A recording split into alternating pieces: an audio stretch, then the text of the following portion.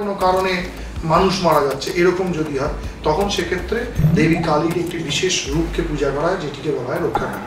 আবার অনেকে কিন্তু দক্ষিণা কালীকেও রক্ষাকালী। ইদানিংকালে খুব প্রচলন হয়েছে শ্মশানকালীর পুজো এইভাবে বাড়িতে হয় না। শ্রীরামকৃষ্ণদেব বা অন্যান্য বড় সাধকরা নিষেধ করেছে, বাড়িতে হতে পারে শ্মশানকালীর পূজা করতে পারে, কিন্তু সেটা সাধক করতে পারে এবং সেখানে পরিষ্কার বলে দিয়েছে মানে কোনো মানুষ সেই বাড়িতে থাকবে না, সাধক থাকবে, মা থাকবে। ওই অনেক শ্রীকুলের সাধকও মাথায় ঘোমটা দিয়ে ওইভাবে বসে কালী পুজো করছে শ্মশানকালী, বা অনেকেই তাদের পরম্পরায় এসব কোনোদিন ছিল না, তারা এখন এটা হেউ তুটে গেছে বাড়িতে শ্মশানকালীর পুজো করা। তাদের কোনো সমস্যা, মেয়েদের পূজা করা নিয়েও কোনো সমস্যা নেই। কালী পুজো মেয়েরাও করতে পারে। আমি মুসলমানের যদি পুজো করতে পারে মেয়েরা পাবে না কেন? শাস্ত্র তো অধিকার সবাইকে দেখেছে, কিন্তু শাস্ত্রীয় মর্যাদা এসে করতে হবে। পদ্মফুল দেবীর লাল পদ্ম দেবীর অত্যন্ত প্রিয়, লাল পদ্ম, জবার থেকে বেশি লাল পদ্ম। কৃষ্ণানন্দ আগমবাগীশের 3 জেনারেশন আগে এই মূর্তি কিন্তু এস্টাবলিশড হয়ে গেছে বাংলার প্রমাণ পাওয়া যাচ্ছে। সেই মূর্তি আজ অব্দি আপনি গেলে চোখে দেখতে পাবেন। যিনি মাংস খাবেন তিনি মাংসের বলি দেবেন, যিনি মাছ খাবেন তিনি মাছের বলি দেবেন, যিনি এসব কিচ্ছু খাবেন না তার পক্ষে ফল বলি দেওয়ার বিধান। বলি কিন্তু দিতেই হবে। খাড়ার কোপ না করলে কালী পুজো করার দরকার, লক্ষ্মী পুজো করো, সরস্বতী পুজো করো, কালী পুজো করার দরকার। এবং খুব দুঃখের সঙ্গে বলছি, সেই বৈষ্ণবাচার্যরা হচ্ছেন আপাদমস্তক মূর্খ। কোন অর্থে মূর্খ আমি জানি, এটা নিয়ে বিশাল কন্ট্রোভার্সি। আমি গালাগাল খাবো, আমি গালাগাল খাওয়ার জন্য মানে রেডি।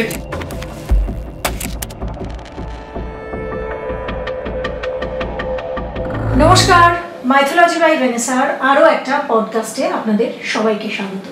কালী পুজো উপলক্ষে আমরা একের পর এক সিরিজ, কালীর সিরিজ, মা কালীকে নিয়ে নানা আলোচনা এবং যেগুলো আপনারা জানতে চাইছেন সেগুলোই নিয়ে এসেছি। আমার এই চ্যানেলে আপনারা অনেকদিন ধরেই অনেক জ্ঞানী গুণী মানুষজনকে দেখছেন, কিন্তু তারই মাঝে একটা কমেন্ট বারবার আসতো, সেটা হলো শুভম মণ্ডল দাদাকে চাই। তো শুভমের সঙ্গে আমি অনেকদিন ধরেই যোগাযোগ করছি, কিন্তু যেহেতু শুভম তার বাড়িতে একটা পুজো হয়, আপনারা জানেন দুর্গা পুজো, তো সেই জন্য শুভমের ডেট পাওয়াটাও কিন্তু খুব দুষ্কর হচ্ছিল। অবশেষে সেই সুন্দর দিনটা এসেছে যেখানে শুভম মণ্ডল অত্যন্ত পরিচিত, বিখ্যাত শাস্ত্রজ্ঞ, এবং আজকে আমার পডকাস্টে শুভম মণ্ডল এসেছেন, তার জন্য তাকে প্রথমেই স্বাগত জানাবো। এবং আপনাদের এতদিন ধরে যে আপনারা ধৈর্য ধরলেন, আপনাদের যা যা প্রশ্ন সেগুলোও কিন্তু আমি নিয়েছি, সেটাই শুভমকে আজকে আপনাদের হয়ে আমি এখানে জিজ্ঞেস করব। শুভম, অনেক স্বাগত আপনাকে। আপনি যে আসতে পেরেছেন এতটা দূর থেকে, চন্দননগর থেকে কলকাতা, এটা যদিও খুব কাছে, কিন্তু এই দূরত্বটা পেরোতে অনেকটা সময় লাগবে। অনেক ব্যস্ততা ছিল পুজোর সময়। হ্যাঁ, ব্যস্ততা ছিল, আর পুজোর শেষে শরীরটা একটু অসুস্থ হয়ে পড়ে, লোকবলটা কম, তো এই জন্য। একদম। আমি প্রথমেই আমাদের দর্শকদের যে প্রশ্নগুলো সেগুলোতে চলে যাই। সবাই আপনার কাছে যেটা জানতে চাইছে সেটা হলো যে কালীর এই যে রূপ, নানান রূপের কালী সম্পর্কে মানুষের ধারণাটা কোথাও আমি বলবো যে দ্বিধাদ্বন্দ্বে ভোগে মানুষ, তারা ঠিক বুঝতে পারে না কালী কয় প্রকার। কালী মূলত 2 প্রকার, একটি হচ্ছে দক্ষিণা কালী, একটি হচ্ছে বামা কালী। এবার এই দক্ষিণা কালী বলতে সাধারণ অর্থে যা বোঝায় তা হচ্ছে যে কালীর ডান পা শিবের বুকে তা হলো দক্ষিণা কালী, যে কালীর বাম পা শিবের বুকে তা হচ্ছে বামা কালী। এই বামা কালী ক্যাটেগরির মধ্যে এটি মূলত শ্মশান কালীকে ধরা হয়। বামা কালী বলে দক্ষিণা কালীর একটি বাম পা আগে করা মূর্তি আছে, কিন্তু বামা কালী বলতে মূলত শ্মশান কালীকে ধরে। শ্রীরামকৃষ্ণদেবের বক্তব্য অনুযায়ী বামা কালী, শ্মশান কালী এই ক্যাটেগরির কালীকে গৃহে পুজো করতে হয়। গৃহে যাকে পুজো করা হয় সে হচ্ছে দক্ষিণা কালী। আবার তন্ত্রশাস্ত্রে অষ্টকালী, নবকালী এরকম ভেদ আছে, তোরলতন্ত্র, মহাকাল সংহিতা ইত্যাদিতে। তা সেই অনুযায়ী দক্ষিণা কালী, তারপরে হচ্ছে শ্রীকালী, গুহ্যকালী, কামকলা কালী, তারপরে চামুণ্ডা কালী, মহাকালী, শ্মশান কালী, ভদ্রকালী, এই 8 প্রকার কালীর কিন্তু প্রভেদ রয়েছে শাস্ত্রের মধ্যে। আর আমরা যে 10 মহাবিদ্যা বলি সেটা কি? 10 মহাবিদ্যার প্রথম যিনি মহাবিদ্যা, প্রথমা মহাবিদ্যা বা আদ্যা মহাবিদ্যা, ইনি হচ্ছেন দক্ষিণা কালী। ইনি বামা কালী বা গুহ্যকালী বা অন্য কোনো কালী কিন্তু নয়। বা আমরা তন্ত্রশাস্ত্রে মূলত যে স্বরূপগুলো দেখি বা যে রূপভেদ বা শাস্ত্র পরম্পরাতে, বিভিন্ন ভারতবর্ষীয় উপাসক পরম্পরাতেও যে রূপের উপাসনা দেখি 10 মহাবিদ্যার আদি রূপে, সেটি কিন্তু দক্ষিণা কালী। তারই 10টা রূপ।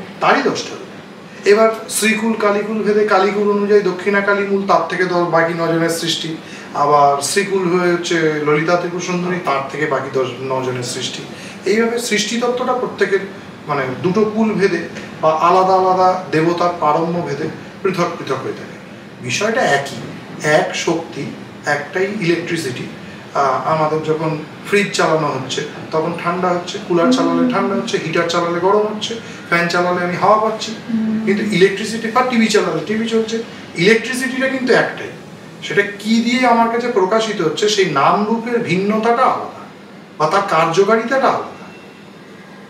মা কালী কি তার মানে একদমই আলাদা দেবী, নাকি মা দুর্গা থেকেই মা কালীর সৃষ্টি, নাকি পার্বতী থেকেই মা কালীর সৃষ্টি? এখানে একটা বিষয় হচ্ছে, আমরা মূলত কালী বা শক্তি, যে কোনো শক্তিকেই শিবের সাথে কন্ট্যাক্ট করি, কারণ শিবের মধ্যে পুরুষ তত্ত্বটা বেশি এবং শক্তি তো শক্তি। এই পুরুষ আর প্রকৃতির মিলনে জগৎ সৃষ্টি, যেহেতু আমাদের সৃষ্টির আদিম স্বরূপটা হচ্ছে এইটা, তো এই জন্যই শিবের সঙ্গে কন্ট্যাক্ট বোঝানোর জন্য আমরা পার্বতীকেই দুর্গা, কালী ইত্যাদি বলে থাকি। আবার যদি কালিকা পুরাণ পড়ি, পার্বতীর গায়ের রং কালো ছিল, তাই তিনি কালী নামে বিখ্যাত। আবার কালী আসলে একটা টার্ম। আমি লক্ষ্মীকেও কালী বলতে পারি, যিনি কাল হরণ করেন বা যিনি কালাতীতা। হ্যাঁ, লক্ষ্মীও কালী, সরস্বতীও কালী হতে পারে। কালী হচ্ছেন কালের শক্তি, হলো কাল। এবার কাল, কাল কি? কাল হচ্ছে সেই শক্তি যা তোমাকে এই বিশ্ব ব্রহ্মাণ্ডের মধ্যে রেখেছে। এবার রেখেছে কেন রেখেছে? আমার সৃষ্টি থেকে সংহার অবধি, মানে আমি যেদিনকে জন্ম নিয়েছি, কখন জন্ম নিয়েছি?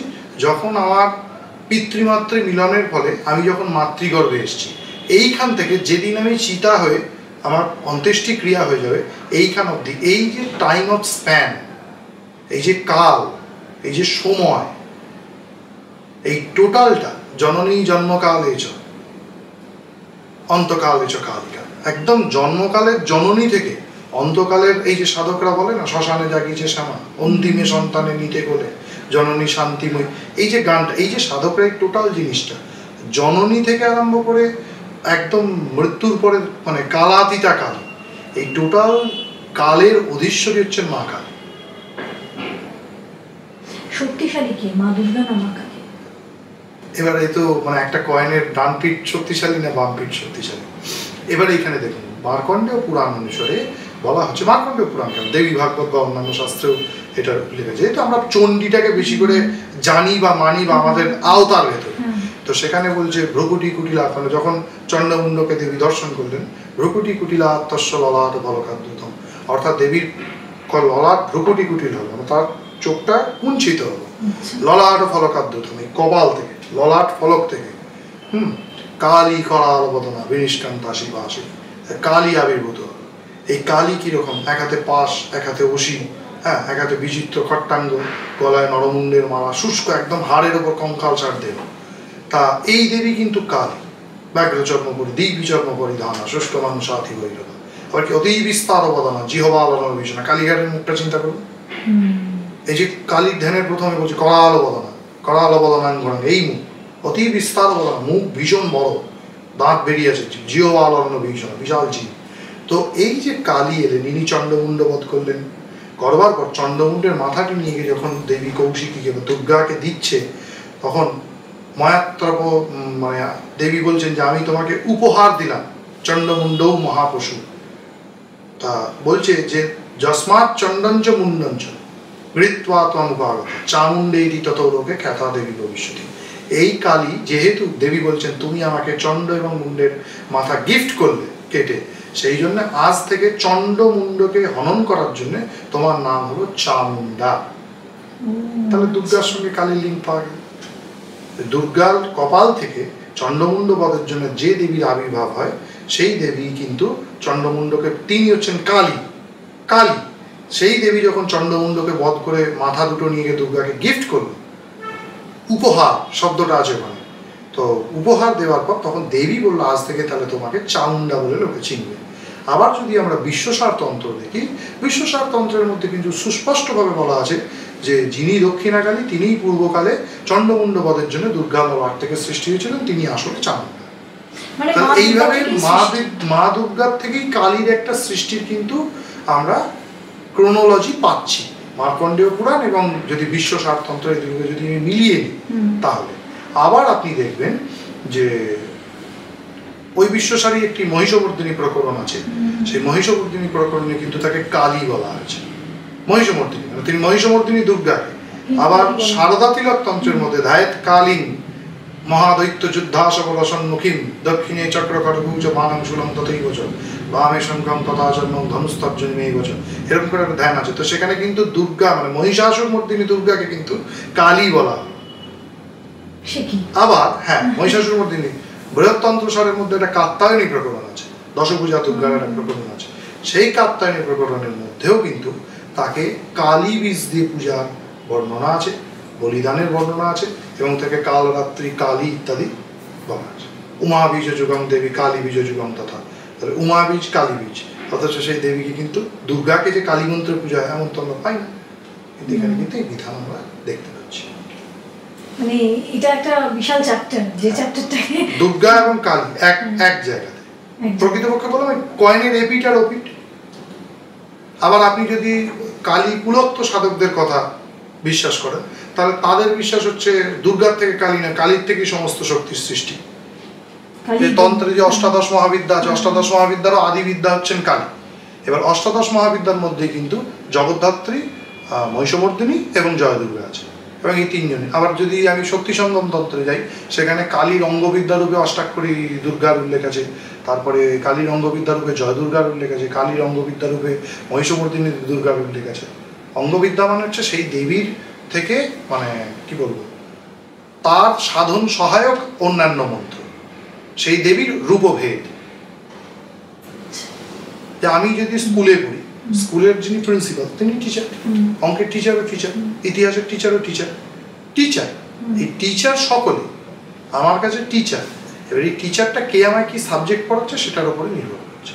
ধরে নিন বিষয়টা খানিকটা এইরকম, কালী তার অঙ্গরূপে মানে কালী হচ্ছেন হেডমিস্ট্রেস, তার আন্ডারে এতগুলো টিচার রয়েছে, তাহলে সবাই কিন্তু আমার কাছে টিচার। কে কোন সাবজেক্টটা পড়াচ্ছে সেটা হচ্ছে বিষয়। শুভম, আমি আপনার কাছে এবার জানতে চাইবো যে কালী কত রকমের আমরা জানলাম, কিন্তু কালীর গায়ের রং এটা নিয়েও মানুষের মনে অনেক, কালী কি কালো, কালী কি নীল, কালী কি সবুজ না সাদা, কালীর রংটা কি? এখন বিষয় হচ্ছে আমরা সাধারণত দুই প্রকারের কালী দেখি।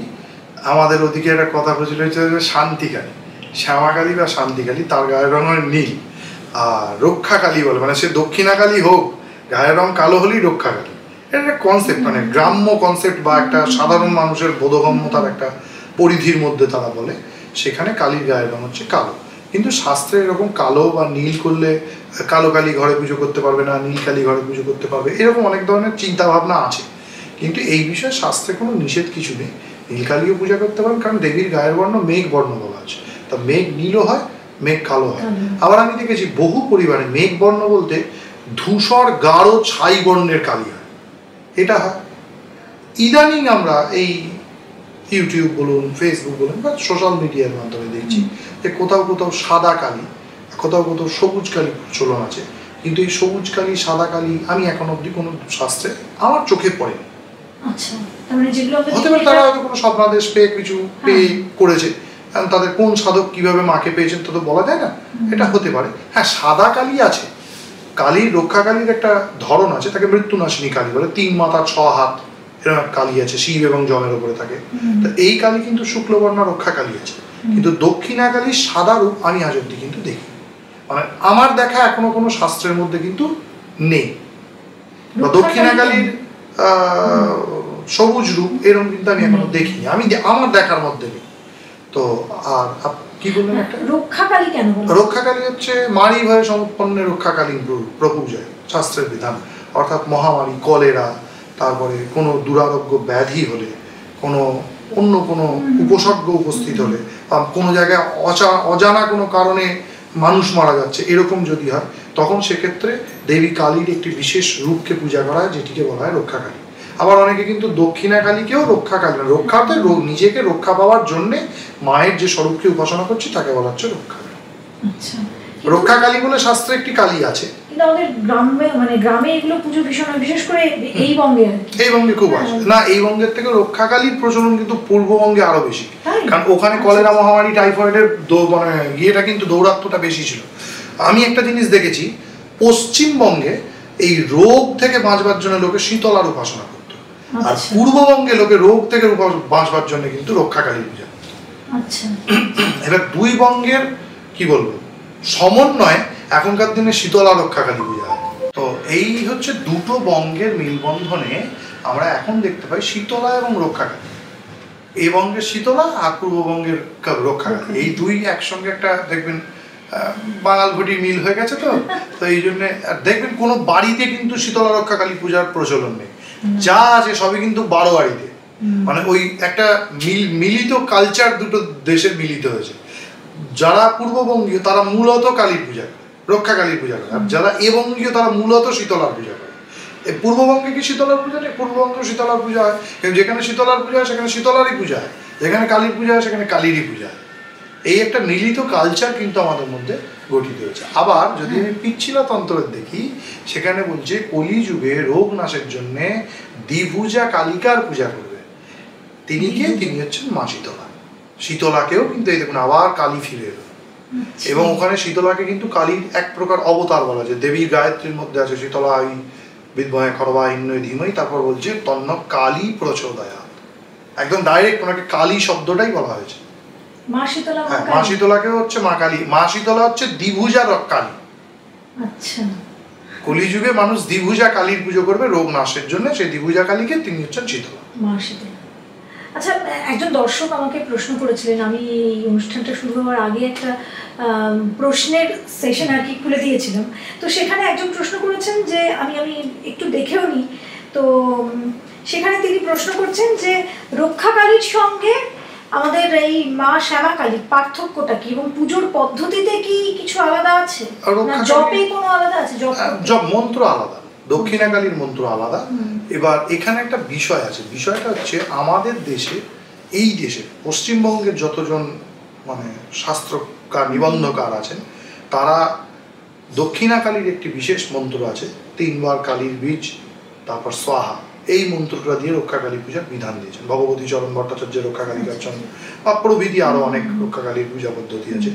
কিন্তু পূর্ববঙ্গে যারা রুক্মিণীকান্ত ভট্টাচার্য প্রভৃতি যারা আছেন, কেদারনাথ ভট্টাচার্য, তাদের যে পদ্ধতি আমরা দেখি, সেই পদ্ধতির মধ্যে কিন্তু কোনো একটা তন্ত্র আমার ঠিক এই মুহূর্তে মনে নেই, কোনো একটা বিখ্যাত নিগমের প্রমাণ দিয়ে, আগম নিগম 2 প্রকার তন্ত্র, সেখানে কিন্তু রক্ষাকালীর একটি মন্ত্র উদ্ধৃতি আছে। সরস্বতীর বীজ, দুর্গার বীজ, লক্ষ্মীর বীজ, তারপরে কুর্চ বীজ দিয়ে স্বাহা, ঠিক আছে, এইরকম একটা মন্ত্রের কিন্তু সেখানে বিধান আছে। এইটি হচ্ছে মানে অনেনৈবত মন্ত্রে না রক্ষাকালীন প্রপূজায়, এইটা হচ্ছে রক্ষাকালীর মন্ত্র। সেখানে রক্ষাকালীর যন্ত্র আলাদা, সেই যন্ত্রের সাথে কিন্তু শ্যামাকালী বা দক্ষিণাকালীর যন্ত্রের কোনো মিল নেই। এবং সেই পূজার বিধান হচ্ছে রক্ষাকালীর যে পূজা, আমাদের একটা ধারণা আছে রক্ষাকালী পূজা শুধু রাত্রিরে হয়, রাত্রিরেই কালী গঠন হবে, রাত্রিরেই পূজা হবে, রাত্রিরেই বিসর্জন হবে, এমন নয়। দিনেও রক্ষাকালী পূজা হতে পারে, কিন্তু দিনের বিধান হচ্ছে সূর্যোদয় থেকে সূর্যাস্তের মধ্যে পুজো শেষ হবে। মানে রাত্রিরে যেমন সূর্যোদয়ের পরে সবটা হবে, মানে সূর্যাস্তের পর সবটা হবে, সূর্যাস্ত হয়ে গেল, তারপর থেকে পূজা ইত্যাদি করে সূর্যোদয়ের পূর্বে বিসর্জন করে সমাপ্ত হবে। দিনে যদি রক্ষাকালী হয়, এটারও কিন্তু বিধান শাস্ত্রের মধ্যেই আছে, সেটা কিন্তু মানে সূর্যোদয় থেকে সূর্যাস্তের ভেতরে সবটা কমপ্লিট 12 ঘন্টার মধ্যে। হ্যাঁ, রাত্রের পূজা রাত্রিরে, দিনের পূজা দিনে। এই রক্ষাকালী নিয়ে একটা ঘটনা মানে যদি বলার মতো আমি একটা বলতে পারি, রক্ষাকালী নিয়ে আমার এত জ্ঞান কি করে হলো এই পূর্ববঙ্গ পশ্চিমবঙ্গ মিলিয়ে, সেটা হচ্ছে আমাদের চন্দননগরে একটি বিখ্যাত রক্ষাকালী পূজা হয়, এই বছর 51 বছর হলো। তো সেটা হচ্ছে রেড চিলির রক্ষাকালী। চন্দননগর স্ট্যান্ডের পাশেই হচ্ছে শালিমার হোটেল ছিল, তার পাশে বিধান রায়ের স্ট্যাচুটা, 3 মাথার মোড়, যেটা বড় বাজার 3 মাথার মোড়, বড় বাজার 3 মাথার মোড়ের পাশেই হচ্ছে একটা রেড চিলি হোটেল আছে। ওর ঠিক উঠোনের ওপরে ঠিক 3 মাথার মোড়ের ক্রসিংটার মাঝখানে একটা রক্ষাকালী পূজা। এই রক্ষাকালী পূজাটার মানে ইতিহাসটা এখানে একটু বললে ব্যাপারটা বোঝা যাবে।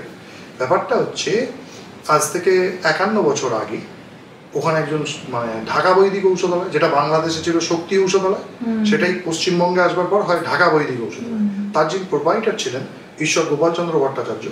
তো ওই বড়বাজার অঞ্চলে একটা অদ্ভুত রোগের সৃষ্টি হয়, মানুষ মারা যাচ্ছে। উনি ছিলেন ডাক্তার, কবিরাজি ডাক্তার। ঢাকা বৈদিক ঔষধালয় চন্দননগরে খুব বিখ্যাত জায়গা। তো ওনার কাছে সবাই আসে যে ঠাকুরমশাই এরকম আমাদের রোগ হচ্ছে, উনি ঔষধি চিকিৎসা করেন, কিন্তু দেখা গেল কোনো ওষুধেই কিন্তু মানুষ বাঁচছে না, মারা যাচ্ছে। তখন বলে ওটা কোনো কী হবে?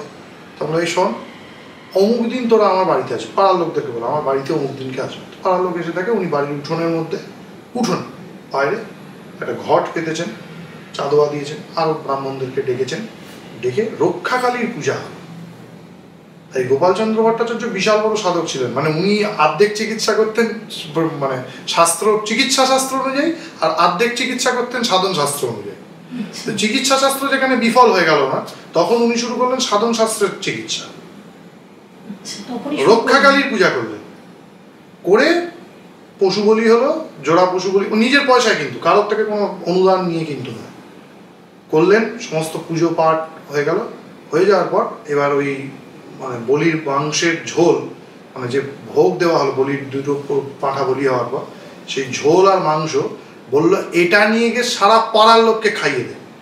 বললো অর্ধেক লোক তো খেতেই পারবে না, খাওয়ার মতো অবস্থাতেই নেই। বললো শোন, যারা খেতে পারবে না 1 চামচ করে ঝোল মুখে দিবি। মাংসের বা আলু চিবিয়ে যদি খেতে না পারে, তাহলে পুরো পাড়ার লোক যারা খেতে পারছে না তাদেরকে অন্তত ঝোলটা মুখে দিবে। এবার মজার কথা হচ্ছে, দেখা গেল এই পুজো করার পর এবং এই যে ঝোল একটুকুনো খাওয়ার পর পাড়ার লোকে, এবার ওনাকে আস্তিক নাস্তিক প্রভেদে সবাই মানত, এমনকি মুসলমান খ্রিস্টানও মানত। প্রত্যেককে উনি এই জিনিস খাইয়ে দিলেন। খাইয়ে দেওয়ার পর দেখা গেল অদ্ভুতভাবে সেই রোগ কিন্তু আর কোনো মানুষ মারা গেল না। সেই রোগে মানে এরকম হঠাৎ হঠাৎ যেমন বাড়িতে একটা জ্বর আসছে, সবাই মরে যাচ্ছে 5 জন, এই কিন্তু আর কেউ মারা গেল না। অলৌকিক ব্যাপার। ওনার জীবনে এরকম অলৌকিক ঘটনা অনেক আছে, অথচ তিনি কোনোদিন লাল কাপড় পরেননি, রুদ্রাক্ষের মালা পরেননি, এমনকি তিনি কোনো তান্ত্রিক ঊর্ধ্ব সংস্কার ছিল কিনা তার বাড়ির লোকেরা জানতো। দাদু এসব জানে, তন্ত্রমন্ত্র বোঝে করে। মানে এই এখনকার দিনে যেমন লোকে ওঙ্কানন্দনাথ, আমি পূর্ণাভিষিক্ত, আমি এই ওই সেই করে প্রচার করে, আমরা আজ অব্দি তার পূর্ণাভিষেক নামটা অব্দি জানি না। যেটা জানি না সেটা উনি অভিষিক্ত ছিলেন সব আমরা জানি, কিন্তু এর বেশি আমরা কিচ্ছু জানি না। মানে একজন সাধক, তাকে কেউ কোনোদিন পূজা করতে দেখেনি, এটা হচ্ছে আরও মজার বিষয়। তিনি পূজা করতেন কখন? ভোরবেলা 3টের থেকে ভোর 6টার মধ্যে। ওনার এরকম একটা অদ্ভুত সময় উনি পুজো করতেন, হ্যাঁ ঠিক ওই ব্রহ্ম মুহূর্তের সময়টা। আমার পিসি তখন কলেজে সারা ভোরবেলা উঠে পড়তো, বৌমা আমার নাথ বউ, ঘুমিয়ে পড়ো ঘুমিয়ে পড়ো, শুয়ে পড়ো শুয়ে পড়ো, সব মানে বাড়ির লোক সবাইকে শুয়ে পড়ে উনি ঠিক ওই সময়টাতে পূজা করতেন। কি সাধন করে, এবং ঠাকুরঘর বন্ধ করে কি সাধন করতেন জানি না, কিন্তু ওনার এরকম দৈব। তা এবার পরের বছর যখন হলো, ওই চৈত্র মাসের কৃষ্ণপক্ষের শনিবার এই পুজোটা হয়েছিল, কোনো তিথি ধরে না। তো পরের বছর ওই পাড়ার লোকেরা ওখানে এলো, ঠাকুরমশাই আমরা তো সুস্থ হয়ে গেছি, এবং মানে হিন্দু মুসলমান খ্রিস্টান ভেদে সবাই এলো, যে আমরা এবার এই আপনি কি পুজো করলেন কি মায়ের, ওই পুজোটা আমরা পাড়ায় নিয়ে গিয়ে করবো, আপনি এই পুজোর জোগাড় করো। তোরা করবি? এই পুজো হচ্ছে রক্ষাকালী পূজা। বলে ভালো কথা, কিরম প্রতিমা হবে? কি প্রতিমা হবে? বলো দেখ, যেরকম প্রতিমা হয় সেরকম প্রতিমা তোরা করে রক্ষা করতে পারবি না, কারণ মাকে খুব ভয়ঙ্কর দেখতে। মায়ের 1 পা, হ্যাঁ, শিবের বুকে সিংহের পিঠের ওপরে ডান পা, শিবের বুকের ওপরে বাঁ পা, কোমরে বাঘের ছাল, গলায় মুন্ডের মালা, মাথায় জটায় মুন্ডের মালা, ওপরে 2 হাতে খাড়া কাটারি, নিচে 1 হাতে পদ্ম, 1 হাতে রক্তের বাটি, এইরকম এক ভয়ঙ্কর লোল জিহবা, এরকম এক ভয়ঙ্কর দেবীর ধ্যান মন্ত্র এখানে বর্ণিত আছে। এত উগ্রমূর্তি করতে হবে না, তোর একটা কালো বর্ণের দক্ষিণাকালী মূর্তি নিয়েছে ওই 3 মাথার মোড়ে, মানে ওই যে জায়গাটা, মানে ওনাদের বাড়ির থেকে ঠিক 50 পা দূরে, ওই জায়গায় বসে আমরা পুজো করবো। কিন্তু মনে রাখিস, পশু বলিটা বন্ধ করিস না। পুজো করছিস কর, পশু বলিটা বন্ধ করিস না। তা বৃদ্ধ যতদিন বেঁচে ছিলেন উনি ততদিন ওনার বাড়ির থেকেই ভোগ আপনি চট করে 12 বাড়ির পুজোতে দেবীকে ভোগ, মানে দেবীর পূজাতে ভোগ হয় এটা দেখতে পাবেন না। হয়তো পরের দিন খিচুড়ি রান্না করে ভক্তদের খাওয়ানো হয়, কিন্তু দেবীর ভোগ হয় এমন দেখতে পাবেন না। এই বৈদিক, এরা সুনক গোত্রীয় ঋগ্বেদী ব্রাহ্মণ ছিলেন, এনাদের বাড়ি থেকে বাড়ির বউরা ভোগ রান্না শুরু করলো, এবং এই বাড়ির লোকেরাই গিয়ে পুজোর জোগাড় করা। এবং ওই আসনটা, ওই যে মা রক্ষাকালীর যে আসনটা, আজও অব্দি 51 বছর ধরে সুনক গোত্রীয় ঋগ্বেদী ব্রাহ্মণ, কৃষ্ণাত্রেয় গোত্রীয় ব্রাহ্মণ, বা ওই বৈদিক পরিবার ঋগ্বেদী যজুর্বেদী ব্রাহ্মণ, এরাই কিন্তু বসে পুজো করে এসছে। এবং অবশ্যই তারা তান্ত্রিক দীক্ষিত অভিষিক্ত হতে হবে তাদেরকে। এবং আজও অবধি কিন্তু বড়বাজার অঞ্চলে কিন্তু আর কোনোদিন কোনো রোগ হয়নি। এমনকি করোনার আমলেও মায়ের পুজো কিন্তু বন্ধ হয়। হ্যাঁ, তো এইটা কিন্তু আমরা দেখেছি যে এরকম। এবার এই যে গোপালচন্দ্র ভট্টাচার্যের পরিবারের সাথে আমার একটা খুব, এনারা আমার অধ্যাপক বংশের, মানে অধ্যাপকের বোনের বংশ, এনাদের বোনের বিবাহ হয়েছিল এই বাড়িতে। আমি যে পিসি মশাই বললাম, তো এই সূত্রে আমি ওনাদের বাড়িতে কতগুলি প্রাচীন রক্ষা কালী পূজার পুঁথি পাই বাংলাদেশ থেকে। এদের বাড়ি ছিল কিন্তু হচ্ছে পূর্ববঙ্গে, পূর্ববঙ্গের লোক এনারা। তো ওখান থেকে নিয়ে আসা আমি কিছু পাণ্ডুলিপি পাই, হাতে লিখিত পাণ্ডুলিপি, ছাপা পূর্ববঙ্গীয় ছাপা পাণ্ডুলিপি। তো সেখানে আমি ফার্স্ট দেখি যে এই যে অনেকে দেখেছেন হয় ওই যে আমাদের বলুন না, কালী পুজো হয়ে গেল বা শীতলা পুজো হয়ে গেল, নদীর পাড়ে বা পুকুর পাড়ে বা গাছের তলায় গিয়ে মূর্তি রেখে আসে। এই যে বিধান, এটা কিন্তু রক্ষাকালীর বিধান। মারি ভয়ে সমুৎপন্নে প্রান্তরে স্থাপয়েৎ বুধ, বা মারি ভয়ে পূজিতাং দেবী প্রান্তরে স্থাপয়েৎ বুধ, এরকম একটা বচন আছে। অর্থাৎ মহামারীর উপদ্রবে যদি কোনোদিন কোনো কালী পূজা করো, তাহলে সেই দেবীকে প্রান্তরে স্থাপন করতে হবে, বিসর্জন দেবে না। পূজা হয়ে গেল, সেই মূর্তিটা তুলে নিয়ে প্রান্তরে রেখে দাও, কোনো নদী সঙ্গমের পাশে বা কোনো পথের মিলন সংযোগের পাশে, এরকম একটা জায়গায় রেখে দাও। এটা ওই পদ্ধতির মধ্যে যে লেখা আছে সেখানে আছে। এবং সেখানে কিন্তু দিবসেও পূজার বিধান আছে, আর রাত্রে, এবং শাস্ত্রের সাপেক্ষে। পরবর্তীকালে ঈশ্বর গোপালচন্দ্র ভট্টাচার্যের পরিবারের উদ্যোগে এবং আমার মাস্টার মশাই, যিনি যে অধ্যাপকের সূত্রে আমার এই বাড়িতে, ধনঞ্জয় চক্রবর্তী মশাই, ওনার উদ্যোগে এই রক্ষাকালী পূজার যে পদ্ধতিটা এই 50 বছর ধরে আমাদের যেটা হয়ে আসছে, এটা 2 বছর আগে প্রিন্টেড আকারে, কপি আকারে বাজারে প্রকাশ করেন। স্যার নিজেই উদ্যোগ নিয়ে করেন, মৃত্তিকা প্রকাশনী থেকে কলেজ স্ট্রিটে বইটা পাওয়া যায়। এই বইটার শুরুতে যদি কেউ দেখে, তাহলে রক্ষাকালী কি, কত প্রকার, কি মন্ত্র, কি যন্ত্র, কি তার প্রকরণ, এগুলো সমস্ত কিছু দেখতে পাবে। এটা বাড়িতে করা যাবে? হ্যাঁ, বাড়িতে করা যাবে। এবং মজার কথা হচ্ছে, আগের বছর থেকে রক্ষাকালীর এই প্রকরণ ধরে আমার বাড়িতেই এই পূজা, মানে ওই মূর্তি করে, মানে যে মূর্তি গোপালচন্দ্র ভট্টাচার্য বারণ করেছিল। কারণ অ্যাকচুয়ালি ওই মূর্তিটা করতে গেলে দেবীকে যে আচারে, মানে ধরুন দেবীর হাতে কপাল পাত্র দিতে হবে, সুরাপাত্র দিতে হবে, এরকম। এবার বারোয়ারির মধ্যে হাতে একটা যদি সুরাপাত্র দিতে, একটা দৃষ্টিকটু বিষয় আছে একটা। হ্যাঁ, তো এই জন্য উনি বারণ করেছেন। কিন্তু সাধকের পরিবারে তো একটা সমস্যা নেই, আমার বাড়িতে তো পূজা হয়েছে।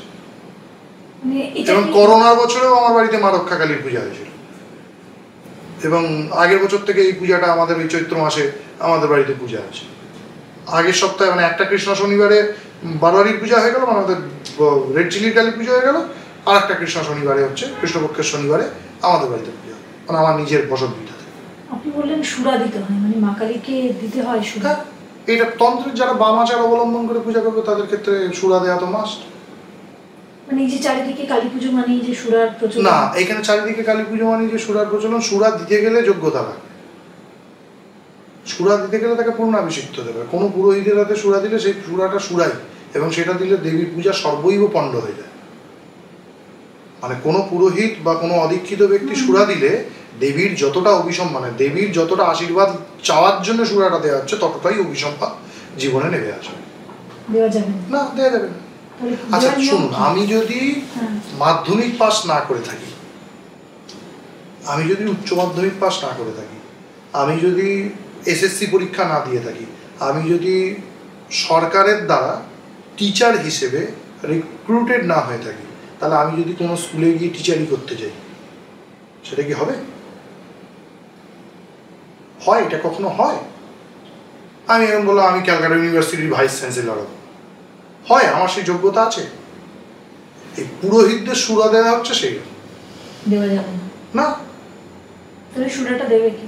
একমাত্র যারা পূর্ণাভিষিক্ত সাধক, যারা তন্ত্রমতে দীক্ষা নিয়েছেন, তন্ত্রমতে সাধন করেছেন, তন্ত্রমতে সাধন সিদ্ধ হয়ে গুরুর কাছ থেকে পূর্ণাভিষেক লাভ করেছেন, তারাই একমাত্র কারণ দেওয়ার অধিকারী। কারণ কারণ বা সুরা দিতে গেলে তার একটা লেন্দি প্রসেস আছে, সেটাকে শোধন করা, কলসে স্থাপন করতে হয়, সেই সুরাকে স্থাপন করা হয়, পঞ্চীকরণ করা হয়, তার মধ্যে ব্রহ্ম শাপ আছে, ব্রহ্মার দেওয়া অভিশাপ আছে, কৃষ্ণের দেওয়া অভিশাপ আছে, শুক্রাচার্যের দেওয়া অভিশাপ আছে। এই অভিশাপগুলো মোচন করতে হয়।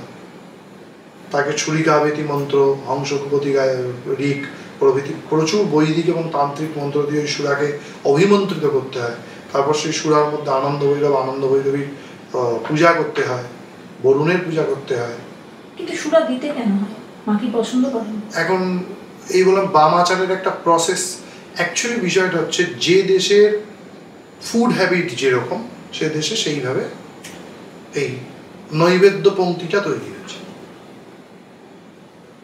মানে জায়গা বিশেষে। জায়গা বিশেষে। আপনি বাংলা ব্যতীত বাংলার বাইরে খুব একটা কিন্তু সুরার প্রচলন দেখবেন না পূজার ক্ষেত্রে, বলির প্রচলন দেখতে পাবেন না। বাংলার মধ্যে এই জিনিসটা তৈরি হয়েছে। বাংলা হচ্ছে বীরাচারের আদি ভূমি। বীরাচারী উপাসনার ক্ষেত্রে এই যতগুলো উপভোগের উপাদান, মাংস, মাছ, মুদ্রা, নারী, সুরা, যতগুলো জিনিসকে নিয়ে মানুষ উপভোগ করে, এই উপভোগের উপাদান দ্বারা দেবতার সাধন, সেটা বাংলাতে, সেটা মূলত বাংলার বাইরে নেই এমন না, প্রধান এখানে উপভোগের মাধ্যমে দেবীকে উপাসনা করা। এতে মানুষ আরো বেশি আসবে। এখন একটা লোক রোজ মদ খেয়ে বউকে পেটায়, সংসারে অশান্তি করে, বা সমাজে সে লোকটা মাতাল রূপে চিহ্নিত হয়ে গেছে, একে বলা হলো ভাই রোজ খাবি না, বছরের 12টা অমাবস্যায় 3 পাত্র করে খাবি, তাহলে কমিয়ে দেওয়া হলো। এরপরে বলা হলো 3 পাত্র না 1 পাত্র করে খাবি, তারপর বলা হলো 12টা না 6টায় খাবি, তারপর বললো 6টায় না 3টে খাবি, তারপর বলো বছরে একদিন কালী পুজোর দিন, আর কিন্তু নয়। তাহলে শাস্ত্রকাররা বলছেন প্রবৃত্তির এসব উদানাম নিবৃত্তিস্থ মহাবলা। আপনি প্রথমেই যাবেন না মদ খাবি না, ও ওই কোনোদিন কথা শুনবে না, সেই ঈশ্বরাভিমুখী হবেও না। বুঝেছেন? এবার সমস্ত মানুষকে ঈশ্বরাভিমুখী করার জন্য এই বামাচারী সাধকরা এই একটা প্রসেস অবলম্বন করেছিল, যে মাতাল সে কি ঈশ্বরের কৃপা থেকে বঞ্চিত হয়ে যাবে। এটা হচ্ছে সামাজিক দিক। কালী এখানে প্রধান, এটা আমরা জানলাম, কিন্তু কালীর সৃষ্টি তো বাংলাতেই, মানে যে খুব পপুলার গল্পটা আমরা শুনি, তো এটাই কি কালীর শুরু? কৃষ্ণানন্দ আগমবাগীশ খুব বিখ্যাত মানে তন্ত্র সাধক এবং নিবন্ধকার। বাংলার কালী পূজার মূল স্তম্ভ বলতে গেলে কৃষ্ণানন্দ আগমবাগীশ। কিন্তু আমরা যদি একটু ভালো করে ইতিহাস ঘাঁটি তাহলে আমরা দেখতে পাবো এই কৃষ্ণানন্দ আগমবাগীশের গল্পটা পুরোটাই একটা মিথ, মানে শুরু না। আমরা তো এটাই জানি যে আমিও তো ছোটবেলা থেকে তাই শুনেছি। সত্যিটা কি? এবার সত্যিটা কি যদি বলতে হয়, একটু ভালো করে চিন্তা ভাবনা করতে হবে। প্রথম কথা হচ্ছে কৃষ্ণানন্দ আগমবাগীশ কোথায় এই কালীকে পেলেন কোথায়? তার গুরুর কাছে। কৃষ্ণানন্দ আগমবাগীশের গুরু হিসেবে যাকে বলা হয় পূর্ণানন্দগিরি। পূর্ণানন্দগিরির একটা বিখ্যাত বই আছে শ্যামা রহস্য। এই শ্যামা রহস্যের মধ্যে কালী সাধনার A to Z সব আছে। শ্যামা রহস্য পূর্ণানন্দগিরি, তার গুরুদেব হচ্ছেন ব্রহ্মানন্দগিরি তীর্থাবতী পুরো নাম। তার বংশ তো কালী পূজার প্রচলন ছিল। তারা রহস্য এবং শাক্তানন্দ তরঙ্গিনী লেখক। ব্রহ্মানন্দগিরির প্রথম জীবনের গুরু ছিলেন হচ্ছেন ওই ত্রিপুরানন্দগিরি, আরো অনেকে ছিলেন, মাধবানন্দগিরি প্রভৃতি, সিদ্ধানন্দগিরি। পরবর্তীকালে উনি মেহারের দশমহাবিদ্যা সিদ্ধ সর্বানন্দ ঠাকুরের কাছ থেকে সন্ন্যাস নেন। তো সর্বানন্দ ঠাকুরের বংশেও তো আমরা কালীর উপাসনা দেখেছি। কালী পুজোর ইতিহাসটা কত বছর এই বাংলা? এবার সর্বানন্দ ঠাকুরের যদি আমরা প্রামাণিকতা ধরি তাহলে সর্বানন্দ ঠাকুর বলা হয় যেটা, যে কাশীতে গিয়ে সারদা মঠ, বিন্দু সারদা মঠ বা সুমেরু মঠে সন্ন্যাস নিয়েছিলেন এবং ওখানে উনি দেবী ভদ্রকালীর উপাসনা করছিলেন। এবং সেই ভদ্রকালী কিন্তু আদিজগৎগুরু শঙ্করাচার্যের প্রতিষ্ঠা করা। সেই দেবীর যে বর্ণনা আছে, কালাব্র শ্যামলাঙ্গিং বিগলিত চুগুরাং খড়্গমুন্দাবিরামাং ত্রাসত্রানিষ্টদাত্রীং কলিকলুষ হারাং, এরকম করে যে কুণপবন শিরোমালিকাং দীর্ঘদেহান। তো এই বর্ণনার মাধ্যমে তো আমরা সেই খড়গ মুন্ড বর অভয় ধারিণী মুন্ডমালিনী, শীর্ণ দেহা শিবের ওপরে দাঁড়িয়ে আছে, এই কালীরই তো বর্ণনা পাচ্ছি। তাহলে সর্বানন্দ ঠাকুর অর্থাৎ ব্রহ্মানন্দের 4 জেনারেশনের আগের গুরু যিনি, ব্রহ্মানন্দের গুরুর গুরুর গুরু যিনি, তার আমলেই তো আমরা কাশীতে একটা আস্ত কালী দেখতে পাচ্ছি। আজও গণেশ মহল্লায় গেলে আমরা সেই কালীকে দেখতে পাবো। আজও কাশীর নাম ভদ্রকালী, আসলে মূর্তিটি হচ্ছে দক্ষিণাকালী। আচ্ছা, এবার আসি কাশীতে, বাঙালি টোলাতে শবশিবা মাতার মন্দির আছে। সেই শবশিবা মাতার মন্দিরে যে শবশিবা দেবী প্রতিষ্ঠিতা, সেই শবশিবা দেবী হচ্ছে খোদ রাজা কৃষ্ণচন্দ্র এবং কৃষ্ণানন্দ আগমবাগীশের বলা হয় গুরুদেবের প্রতিষ্ঠা করা, চন্দ্রকান্ত শর্মা। এবং সেখানে সালটাও লেখা আছে কিন্তু কত সালে সেটি প্রতিষ্ঠিত হয়েছে।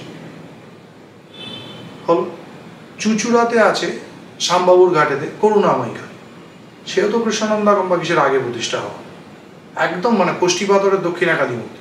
তার পাশেই দয়াময়ী, আকবরের আমলে প্রতিষ্ঠা করা, সম্ভবত টোডারমলের হাত ধরে হওয়া, সেও তো দক্ষিণাকালী। এছাড়াও বাংলায় খুঁজলে এরকম আরো, আমি সূত্র দিয়ে দিলাম কেবল, এরকম বাংলায় খুঁজলে প্রচুর কোষ্ঠী পাথরের দক্ষিণাকালীর মূর্তি আছে, যেগুলো কৃষ্ণানন্দ আগমবাগীশের অনেক আগে প্রতিষ্ঠিত হয়। কৃষ্ণানন্দ আগমবাগীশ কালী সৃষ্টি করেছিলেন এমন নয়, কৃষ্ণানন্দ আগমবাগীশ এটাকে প্রচার করেছিলেন। ঠিক দুর্গাপূজার মতো। হ্যাঁ, কংসনারায়ণ দুর্গাপুজো করেছিল, তার আগে কেউ জানতো না এইরকম ব্যাপারটা। এটাও সত্যি না, কংসনারায়ণের বহু আগেই তো আমরা পাল সেন যুগে বাংলার একদম সপরিবার দুর্গার বর্ণনা পাই। আমরা তো ইতিহাস বই এটাই পাই। এই প্রচার। আপনি কি যোগাদ্দা শক্তিপীঠ জানেন না? জানেন তো, মূর্তিটা তো পাল সেন যুগের, এটা তো আপনি মানেন, এটা ঐতিহাসিক সত্য। তাহলে যোগাদ্দার মূর্তিটাকে কি আপনি অস্বীকার করতে পারবেন? তাহলে কংসনারায়ণ কি নতুন করে দুর্গা পুজো করেছে?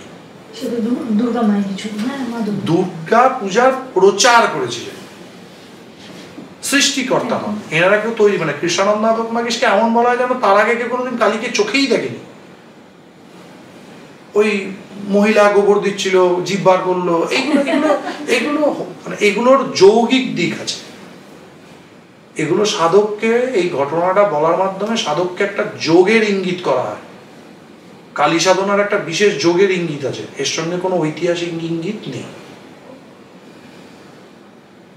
ঐতিহাসিকভাবে কৃষ্ণানন্দ আগমবাগীশের আগে বহু কালী প্রতিষ্ঠিত। এটা শুধু একটা মিথ। অবশ্যই মানে আপনি বলছেন ঐতিহাসিকভাবে এইটাকে আমি তো জায়গাগুলো বলে দিলাম, কোন কোন জায়গাকে গেলে, কোন কোন সূত্র ধরে আমরা যদি যাই, আমরা তো এটা পেয়ে যাব। সর্বানন্দ ঠাকুরও বাঙালি ছিলেন, বর্ধমানের লোক ছিলেন, পূর্বস্থলীর লোক ছিলেন, পরবর্তীকালে বাংলাদেশ চাঁদপুর জেলা মেহারে গিয়েছিলেন, ওখান থেকে ত্রিপুরা হয়ে উনি কাশী যান। তো ওনার হাত ধরেও কাশীতে যে মূর্তিটা প্রতিষ্ঠা হয়েছে, অন্তত কৃষ্ণানন্দ আগমবাগীশের 3 জেনারেশন আগে, সেটাও একদম বাংলার দক্ষিণাকালী, বাংলার দাঁড়ানো দক্ষিণাকালী। তবুও বলতে পারি কৃষ্ণানন্দ আগমবাগীশের গুরু যেটা করেছিল সেটা তন্ত্রের একটু গূঢ় মূর্তি, তলায় শবশিব, তার উপরে মহাকাল ভৈরব, তার উপরে দেবী রয়েছে, শিবলিঙ্গের পিছন দিকে খোদাই করা। কিন্তু সর্বানন্দ ঠাকুর যে মূর্তিটি করেছিল সেটি কিন্তু একদম পাতি বাংলার কালী, মানে আমরা যে কালী দেখি আমাদের ঘরে চতুর্দিকে থাকে, তার মানে অনেকদিন আগে মানে কৃষ্ণানন্দ আগমবাগীশের 3 জেনারেশন আগে এই মূর্তি কিন্তু এস্টাবলিশড হয়ে গেছে বাংলার প্রমাণ পাওয়া যাচ্ছে। সেই মূর্তি আজ অব্দি আপনি গেলে চোখে দেখতে পাবেন, ঐতিহাসিক সত্য। কিন্তু আমরা এই ভুলে রিপিট করে আমরা এরকম বাংলাতে বহু মানে স্বঘোষিত গর্বের বিষয়কে মানে রিপিট করে যাই নিজেদের গরিমাকে ধরে রাখার জন্য। কিন্তু গরিমা যদি অনৈতিহাসিক হয় তাহলে সেই জিনিসটা কখনোই ঠিক না। এরকম অনেক অনেক ভুলই আছে বাংলার বুকে। একদম। আমার আরেকটা পরের প্রশ্ন, যে কালী পুজো আর শ্যামা পুজো দুটো কি এক? কালী পূজা, শ্যামা পূজা, দেবীর একটি নাম হচ্ছে শ্যামা। এবার সাধারণত শ্যামা নীল বর্ণ বলে, নীল বা শ্যাম বর্ণ বলে ওনাকে শ্যামা বলা হচ্ছে। এই বিষয়টা তো সেই কালীরই পূজা। এবার বারোয়ারিতে মূলত শ্যামা পূজার প্রচলন বেশি, এবং শ্যামা পূজার মানে এখন এটা একটা সামাজিক, শ্যামা পূজা হচ্ছে একটা সামাজিক পূজা, যেখানে নিরামিষ পূজা হয়, যেখানে তন্ত্র আচারের পরিবর্তে একরকম স্মার্তাচারে পূজা হয়, যেখানে কোনো বলি হয় না, হ্যাঁ, এবং যেখানে সমস্ত মানুষ গিয়ে সেখানে অ্যাটেন্ড করতে পারে পূজাটা। কালী পুজোতে বলি মাস্ট, কালী পূজাতে বলি মাস্ট। একদম পাতি শ্যামাচরণের 30 টাকার বইও যদি কেউ কেনে, সেখানেও কেউ দেখাতে পারবে না যেখানে ছাগ বলি নেই।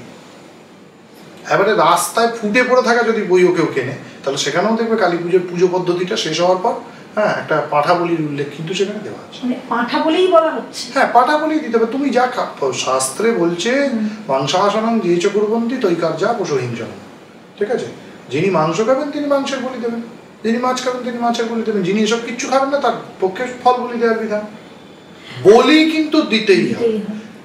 খাঁড়ার কোপ না পড়লে কালী পুজো করার দরকার, লক্ষ্মী পুজো করো, সরস্বতী পুজো করো, কালী পুজো করার দরকার। কিন্তু গোটা ভারতবর্ষে এখন একটা চল এসছে, বিশেষ করে আমার মনে হয় আপনিও দেখেছেন বিভিন্ন রিল শর্ট। এখানে বিষয় হচ্ছে যে রিল আর শর্ট গুলো করা হয় তারা কেউ শাক্তাচার্য নয় না, বিভিন্ন জায়গায় গিয়ে বলা হচ্ছে যে বাঙালিদের যে পুজো, এই তারা যারা রিল এবং শর্টস গুলো করছেন, যে ধর্মগুরুরা করছেন, তারা সবাই হচ্ছেন আপাদমস্তক বৈষ্ণবাচার্য। এবং খুব দুঃখের সঙ্গে বলছি, সেই বৈষ্ণবাচার্যরা হচ্ছেন আপাদমস্তক মূর্খ। কোন অর্থে মূর্খ আমি জানি, এটা নিয়ে বিশাল কন্ট্রোভার্সি, আমি গালাগাল খাবো, আমি গালাগাল খাওয়ার জন্য মানে রেডি। কোন অর্থে মূর্খ? তারা শাক্ত সাহিত্যের কিচ্ছু পড়েনি। কয়েকটা ভাবভক্তির কথা, অনর্থক ভাবভক্তির কথা, এবং শাক্ত সাহিত্যকে মানে অগ্রাহ্য করা। তাদের বৈষ্ণব আচারটাই ঠিক, তোমাদেরটা ভুল নয়, আমারটা তোমায় মানতে হবে। এই যে বায়াসড, আমারটা তোমায় মানতে হবে। তোমার শাস্ত্রটা শাস্ত্রই না, ঠিক ভুলের প্রসঙ্গেই এলো না। তাকে যদি আপনি সেই চ্যালেঞ্জ করেন যে আপনাকে আমি চ্যালেঞ্জ করলাম, আপনি আমার সঙ্গে শাস্ত্রার্কে বসুন, হ্যাঁ কে শাস্ত্র নয় না, তোমাকে আমি মানুষ বলেই মনে করি না। এটা আমি কোনো জাতপাতের বিষয় বলিনি, যে আমি দেখছি যে নর্থ ইন্ডিয়ায় কিন্তু এটা ভীষণ রকম ভাবে চলছে। এবার এই ধর্মগুরুরা মানুষের মধ্যে তো এই জিনিসটা ঢুকিয়ে দিচ্ছে, কথাটা বুঝলেন? ধর্মগুরুরা মানুষের মধ্যে এটাকে ঢুকিয়ে দেওয়ার ফলে হলো কি, যখনই মানুষ কোনো জায়গায় এরকম কেউ শাক্ত ধর্মের পালন করতে যাবে, তখনই মানুষ গিয়ে সেটা বিরোধিতা করবে। তাহলে কি আমরা যেভাবে ধর্মটাকে মানি, যেভাবে আমরা করে এসেছি আমাদের বাড়িতে পুজো বা বলি, সেগুলো বন্ধ করে দেবো? এখন যদি মানে সমাজে ওদের ক্ষমতা বেশি থাকে, তারা ওরা বন্ধ করে দেবে। আমি তো জানি কাশীর বুকে এরকম বহু বাড়ির দুর্গাপুজোয় বলি বন্ধ হয়েছে। কালকে আমি একটা মধ্যপ্রদেশের ছবি দেখছিলাম, যে কাশীতে জানেন তো প্রচুর বাঙালি পরিবার আছে, এবং তাদের পাঁঠা বলি হতো দুর্গাপূজা, এবং তাদেরকে বাধ্য করা হচ্ছে যেন তাদের বাড়িতে পাঁঠা বলি না হয়। উত্তরপ্রদেশের সরকার বলুন বা সেখানকার যে অ্যাডমিনিস্ট্রেটর যারা রয়েছেন, তারা কিন্তু এটা বাধ্য করেছে, আমি জানি। কিন্তু বাঙালিদের এই যে ধর্মাচরণ বা আমাদের যে প্রথাগুলো, সেগুলো যে আলাদা। বাঙালিদের প্রথা আলাদা নয়, বাঙালিরাই একমাত্র শাস্ত্র মানে, আর কেউ শাস্ত্র মানে না। এটাই হচ্ছে সব থেকে মজা। আমি আজ অব্দি দেখেছি, এটা শুনলে খুব অদ্ভুত লাগে, বাঙালিরা যে শাস্ত্র মেনে কাজকর্ম করে, সেই শাস্ত্রের ধার পাশ দিয়ে আমি মানে খুব গর্বের সঙ্গে বলতে পারি, একজন উত্তরপ্রদেশের কোনো একজন মহাপণ্ডিত, তার পেছনে হয়তো এত বড় একটা ডিগ্রি থাকতে পারে, সে যদি একটা কালী পূজা পদ্ধতি লেখে, আর একজন বাঙালি, এই যে আমরা খুব টিটকিরি করে বলি শ্যামাচরণের কালী পূজার বই, আমরাও ওই থেকেই প্রথম শিখেছি, মানে একদম প্রাইমারি লেভেলের মানুষের বোঝার জন্য যে বই, 30-50 টাকা দামের পাতলা যে বইগুলো হয়, সেই বইয়ের কালী পূজা পদ্ধতির অথেন্টিসিটির সঙ্গে ওই বইয়ের কোনো মিল হবে না। এবং উত্তরপ্রদেশের বইটা অবশ্যই ভ্রান্তিযুক্ত, সে যত বড়ই পণ্ডিত হোক।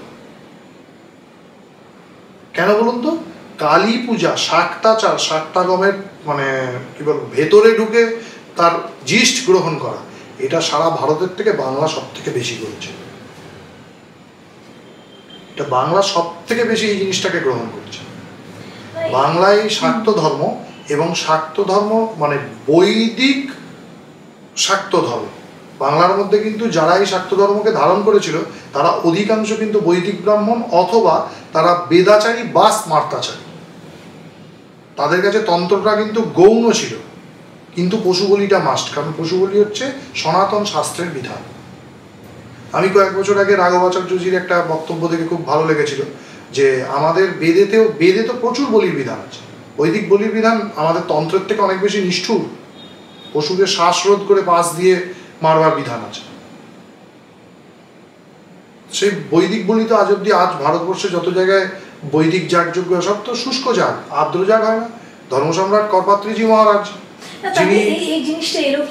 শুনুন, এটা আজ থেকে না, এটা একটা সুদীর্ঘ দিনের। আজকে সারা ভারতবর্ষের শাক্ত সম্প্রদায় হচ্ছে 5 জন, আর বৈষ্ণব সম্প্রদায় হচ্ছে 95 জন। এই যদি রেশিও হয় সমাজে, তাহলে কি করে এই জিনিসটা হবে না? প্রচারটা তো এইভাবেই হবে। শাক্ত সম্প্রদায়, বাঙালি কজন আছে ভারতবর্ষে? বাঙালিদের মধ্যেও মানে একটা কিছুদিন আগে দেখলাম খুব সোশ্যাল মিডিয়ায় ভাইরাল হয়েছে বাঙালি উইথ বিবেক। খাসি মাংস দিয়ে ভাত খাচ্ছিলাম, পাড়ার কালী মন্দিরে বলি হচ্ছে, এখন আটকাতে যাচ্ছি। বাঙালি উইথ বিবেক। কৃষ্ণনগরে বা নবদ্বীপে বিভিন্ন বারোয়ারিতে বলিদান বন্ধ হয়েছিল যে বছর, ঠিক আছে, সে বছর মানে যে স্কোয়াডকে দায়িত্ব দেওয়া হয়েছিল যেন কোনো জায়গায় বলি টলি না হয়, সেই স্কোয়াডের টিফিন দেওয়া হয়েছিল হচ্ছে, শুনেছি এটা, শোনা কথা, সত্যি মিথ্যে জানি না, সেটা হচ্ছে মাটন বিরিয়ানি। এটা শোনা কথা, জানি না সত্য কতটা জানি না, আমি তো ছিলাম না, স্পটে দাঁড়িয়ে দেখিনি। শুনেছি তৎকালীন পুজোতেও হয়, বলি দেওয়া হবে না, কিন্তু খাওয়া দাওয়ার ব্যবস্থায় আজ মাটন, কাল চিকেন সব থাকে। এটা হচ্ছে আত্মপ্রবঞ্চনা, এবং বাঙালি জাতি আত্মপ্রবঞ্চনা করেই শেষ হয়ে গেল। আমাদের বলিটা চোখের সামনে তুমি দেখতে পাও, আর যে খাসির দোকানে খাসিটা কাটা হয় ওটা এই বলির থেকে অনেক বেশি কষ্ট, অনেক মানে 100 গুণ বেশি কষ্ট দিয়ে তাকে মারা হয়। সেটা দেখলে আর তুমি খাসিটা খেতে না, তখনই বলবো আমি তো দেখছি না বলি তো ওটা খাই, এটা খাই না। যত দোষ হচ্ছে দেখবা। কিন্তু এটা খুব দুঃখজনক যে জন্য আমি প্রশ্ন করলাম তোমাকে, যে এটা কিন্তু একটা দাগিয়ে দেওয়ার চেষ্টা হচ্ছে, যে আমাদের উপর চাপিয়ে, যেগুলো বায়াসড আমাদের উপর চাপিয়ে দিচ্ছে, এটা তোমায় করতে হবে। এটা খুব খারাপ। যে এবং এটার জন্য একটা জিনিস চিন্তা করে দেখুন, আজকে আমাদের দেশে একটা সময় অবধি গোপাল মুখোপাধ্যায় প্রভৃতি যারা ছিলেন, তাদের আপনি হিন্দুর মাংসের দোকান, একটা ছিল কসাই কালীর দোকান বা হিন্দুর মাংসের দোকান, আজকে হিন্দু মাংসের দোকান নেই কেন? হ্যাঁ, হিন্দু আবার কি মাংস বেচে? ঝটকা আর এমনির কি পার্থক্য আছে? তুমি বুঝবে না, একটা সংস্কৃতির পার্থক্য। আমাদের মধ্যে এই জিনিসটাকে জোর করে ঢুকিয়ে দেওয়া হয়েছে। তুমি মুসলমানের দোকানের মাংস কিনে খাও, বলি টলি দরকার, মাংস বাজারে গেলে কিনতে পারো, বলি দরকার। বলি দিলে একটা পশুর প্রাণ যায়, কিন্তু মাংসের দোকানে রোজ হাজার হাজার পশুর প্রাণ যায়। রেশিওটা যদি মেলানো হয় তাতে আমরা অনেক বেশি অহিংস। এবার যেটা জানবো, পঞ্চমাকারের সামাজিক কোনো দিক আছে? পঞ্চমাকারের সামাজিক দিক আছে। প্রথম কথা হচ্ছে, যারা সমাজে একটু হীন বৃত্তির সঙ্গে যুক্ত, সৌন্ডিক, যারা মদ বিক্রি করে, তাদেরকে আমরা কি সমাজের লেভেলে রাখি না। যারা মাংস কাটে তাদেরকে আমি সমাজের লেভেলে রাখি। যারা মাছ কাটে, জেলে যারা মাছ বিক্রি করে, তারা তো সমাজে একত্রিত হতে পারে না সব জায়গায়, তাই না? এই তন্ত্র ধর্ম ভীষণ উদার ধর্ম। তন্ত্র ধর্মের যে পঞ্চমকার, আমার মনে হয় এই পঞ্চমকারের সব থেকে বড় সামাজিক দিক হচ্ছে এটা, যে মদ বিক্রি করে তাকেও পূজার সঙ্গে রিলেট করা হলো, যে মাংস বিক্রি করে তাকেও পূজার সাথে রিলেট করা হলো, বা মাংস কাটার বৃত্তির সঙ্গে যারা যুক্ত আছে, কষাই, অথবা আমি কামার, আগেকার দিনে কামাররা বলি দিত, খড়গ তৈরি করতো, ছুতোর মিস্ত্রি যারা, মানে যারা কাঠের কাজ করতো, তারা হাঁড়ি কাঠ তৈরি করতো, বোঝা গেল। আবার ধরুন যারা মাছ বিক্রি করে, মাছ, মাংস, মৎস্য, জেলের শ্রেণী, তাদেরকে ধীবর শ্রেণী, তাদেরকে পুজোর মধ্যে ইনক্লুড করা হলো। আর যারা শস্যোৎপাদন করত, কেন? কারণ শুদ্ধি, চাল ভাজা, চিড়ে ভাজা ইত্যাদি, বাদাম ইত্যাদি, যারা এই শ্রেণীর ক্যাটাগরির যে মানুষরা বিক্রি করে, এদেরকেও কিন্তু আত্মীকরণ করা হয়। এরপর তন্ত্রে যে শক্তি গ্রহণের বিষয় আছে, মৈথুন তত্ত্ব আছে, তন্ত্রে অনেক উচ্চাধিকারীর জন্যে বারবণিতা গৃহেও কিন্তু সাধনের বিধি আছে, অনেক উচ্চাধিকারীর জন্য। তন্ত্র কিন্তু এই জায়গা থেকে খুব, মানে মহানির্বাণাদি তন্ত্রে যেমন নিষেধ আছে, কেবল নিজের বিবাহিত পত্নীর সাথেই তুমি পঞ্চম তত্ত্ব সাধন করতে পারো, এর বাইরেও অনেক উচ্চাধিকারীর জন্য কিন্তু তন্ত্রে অন্যান্য যুগেতে বা অন্যান্য কল্পে বা কিছু গুরু পরম্পরায় কিন্তু এই বাহ্য শক্তি ক্ষেত্রে পার্বণিতা প্রভৃতির কিন্তু সাধনের উল্লেখ আছে। হ্যাঁ, তাহলে তন্ত্র কিন্তু কাউকে বাদ দিল না। শুধু ফলওলা সে আসবে এমন না, শুধু চালওলা সে আসবে এমন না, শুধু ফুলওলা সে আসবে এমন না। মানে পুজোতে আমরা কি ফল, ফুল, মিষ্টি, দশকর্মা, এই তো, এর বাইরে তন্ত্র এগুলোকেও ইনক্লুড করে। তা তন্ত্র কিন্তু এখানে একটা সাম্য ধর্মের প্রচার করে, যেটা তন্ত্রের একদম নিজস্বতা, আলাদা, একদম আলাদা, একটু হাটকে। এরপরের আমার প্রশ্ন, আমরা অনেকটা জেনে ফেলেছি এবং আমাদের পডকাস্টটা অনেক দূর আমরা এগিয়ে নিয়ে গেছি এবং তুমি একটা এনসাইক্লোপিডিয়া বলা যেতে পারে, যে জন্য তোমাকে আমার পডকাস্টে আনার এত অনুরোধ আসছিল। তো তবুও আমাদের সময় একটা থামতে হয়। আমি তোমাকে চটপট কিছু প্রশ্ন করি। 1 নম্বর প্রশ্ন, যেটা দর্শকরা জানতে চাইছে, যে মাকে কোন ফুল দিতে হবে? মাকে জবা ফুল, অপরাজিতা ফুল, বেলপাতা, সুন্দর দূর্বা, এগুলো সব দেওয়া যাবে। তারপরে করবী ফুল, লাল যে কোনো ফুল মায়ের খুব প্রিয়। লাল রঙ্গন ফুল। ও, রঙ্গন ফুল। হ্যাঁ, রঙ্গন ফুল দেবীর মানে ত্রিপুর সুন্দরী বিষয়ক কিছু স্তোত্র আছে, সেখানে বলে মা মাথায়, এই যে মেয়েরা মাথায় ফুল দেয় না, মা মাথায় এরকম রঙ্গন ফুলের মালা পরে। মানে কালী পুজোতে রঙ্গন ফুল দেয়? হ্যাঁ, মায়ের অত্যন্ত প্রিয় ফুল। মানে লাল রঙের যে কোনো ফুল আর যে কোনো সুগন্ধি ফুল, জুঁই, বেল, যে কোনো সুগন্ধি ফুল মায়ের প্রিয়। কালী পুজোটাকে খুব শক্ত নাকি খুব সহজভাবেও মাকে পাওয়া যায়? পূজার আচারটা খুব শক্ত, যিনি সেটা অভ্যাস করেছেন সেটা খুব সরল, যিনি অভ্যাস করেন তার কাছে খুব সরল। গৃহী কিভাবে পুজো করবে? গৃহী নিজের তার যা উপকরণ আছে, সে যে উপকরণ জোগাড় করবে, সে যা খাবে সেই সমস্ত উপকরণ দেবীর কাছে নিবেদন করবে। মানে মনের কথা বলেই নিবেদন করবে, মন্ত্রতন্ত্রের প্রয়োজন। গৃহীর জন্য মা মানে সেইভাবেই মা ভক্তি আসে। একটা আছে, নবরাত্রি প্রভৃতি বিষয়ক একটা শ্লোক আছে, দেবী পুরাণের একটা শ্লোক, যে ওই জয়ন্তী মঙ্গলা কালী ভদ্রকালী কপালিনী দুর্গা শিবা সমাধাত্রী স্বাহা সদা নমস্তুতে, এই মন্ত্র দ্বারা গৃহী যে কোনো দ্রব্য এই মন্ত্রটি পাঠ করে দেবীর উদ্দেশ্যে নিবেদন করতে পারে। এতে ব্রাহ্মণ অব্রাহ্মণ, স্ত্রী পুরুষ কোনো ভেদ নেই। কালী সাধনা আমরা কেন করি? মা দুর্গা সাধনা করছি মুক্তি লাভের জন্য। কালী সাধনা, এবং কালী সাধনা শুধু মুক্তি লাভ তো, প্রধান লক্ষ্য হচ্ছে মুক্তি লাভ, তার মধ্যে ধর্ম অর্থ কাম মোক্ষ সব লাভ হবে। যে কোনো জিনিস মা যে কোনো কিছু দিতে পারে। মানে যে অর্থ কষ্টে আছে সে অর্থ কষ্ট থেকে দূরীভূত হয়ে যাবে। রোগের মধ্যে নিরোগ হবে।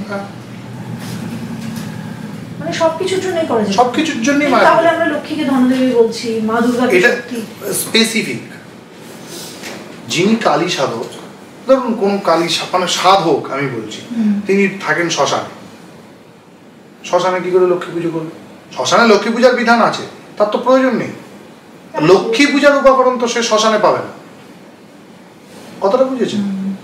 রমতা যোগী যিনি ঘুরে ঘুরে বেড়ান, পরিব্রাজক, তিনি কোথার থেকে এত উপকরণ পাবেন? তার জন্য মা কালী আছেন। বাংলার একটা ব্যাপার হচ্ছে, বাংলায় বীরমার্গে শ্মশানটাই হচ্ছে সাধকদের সব থেকে কাছের জায়গা।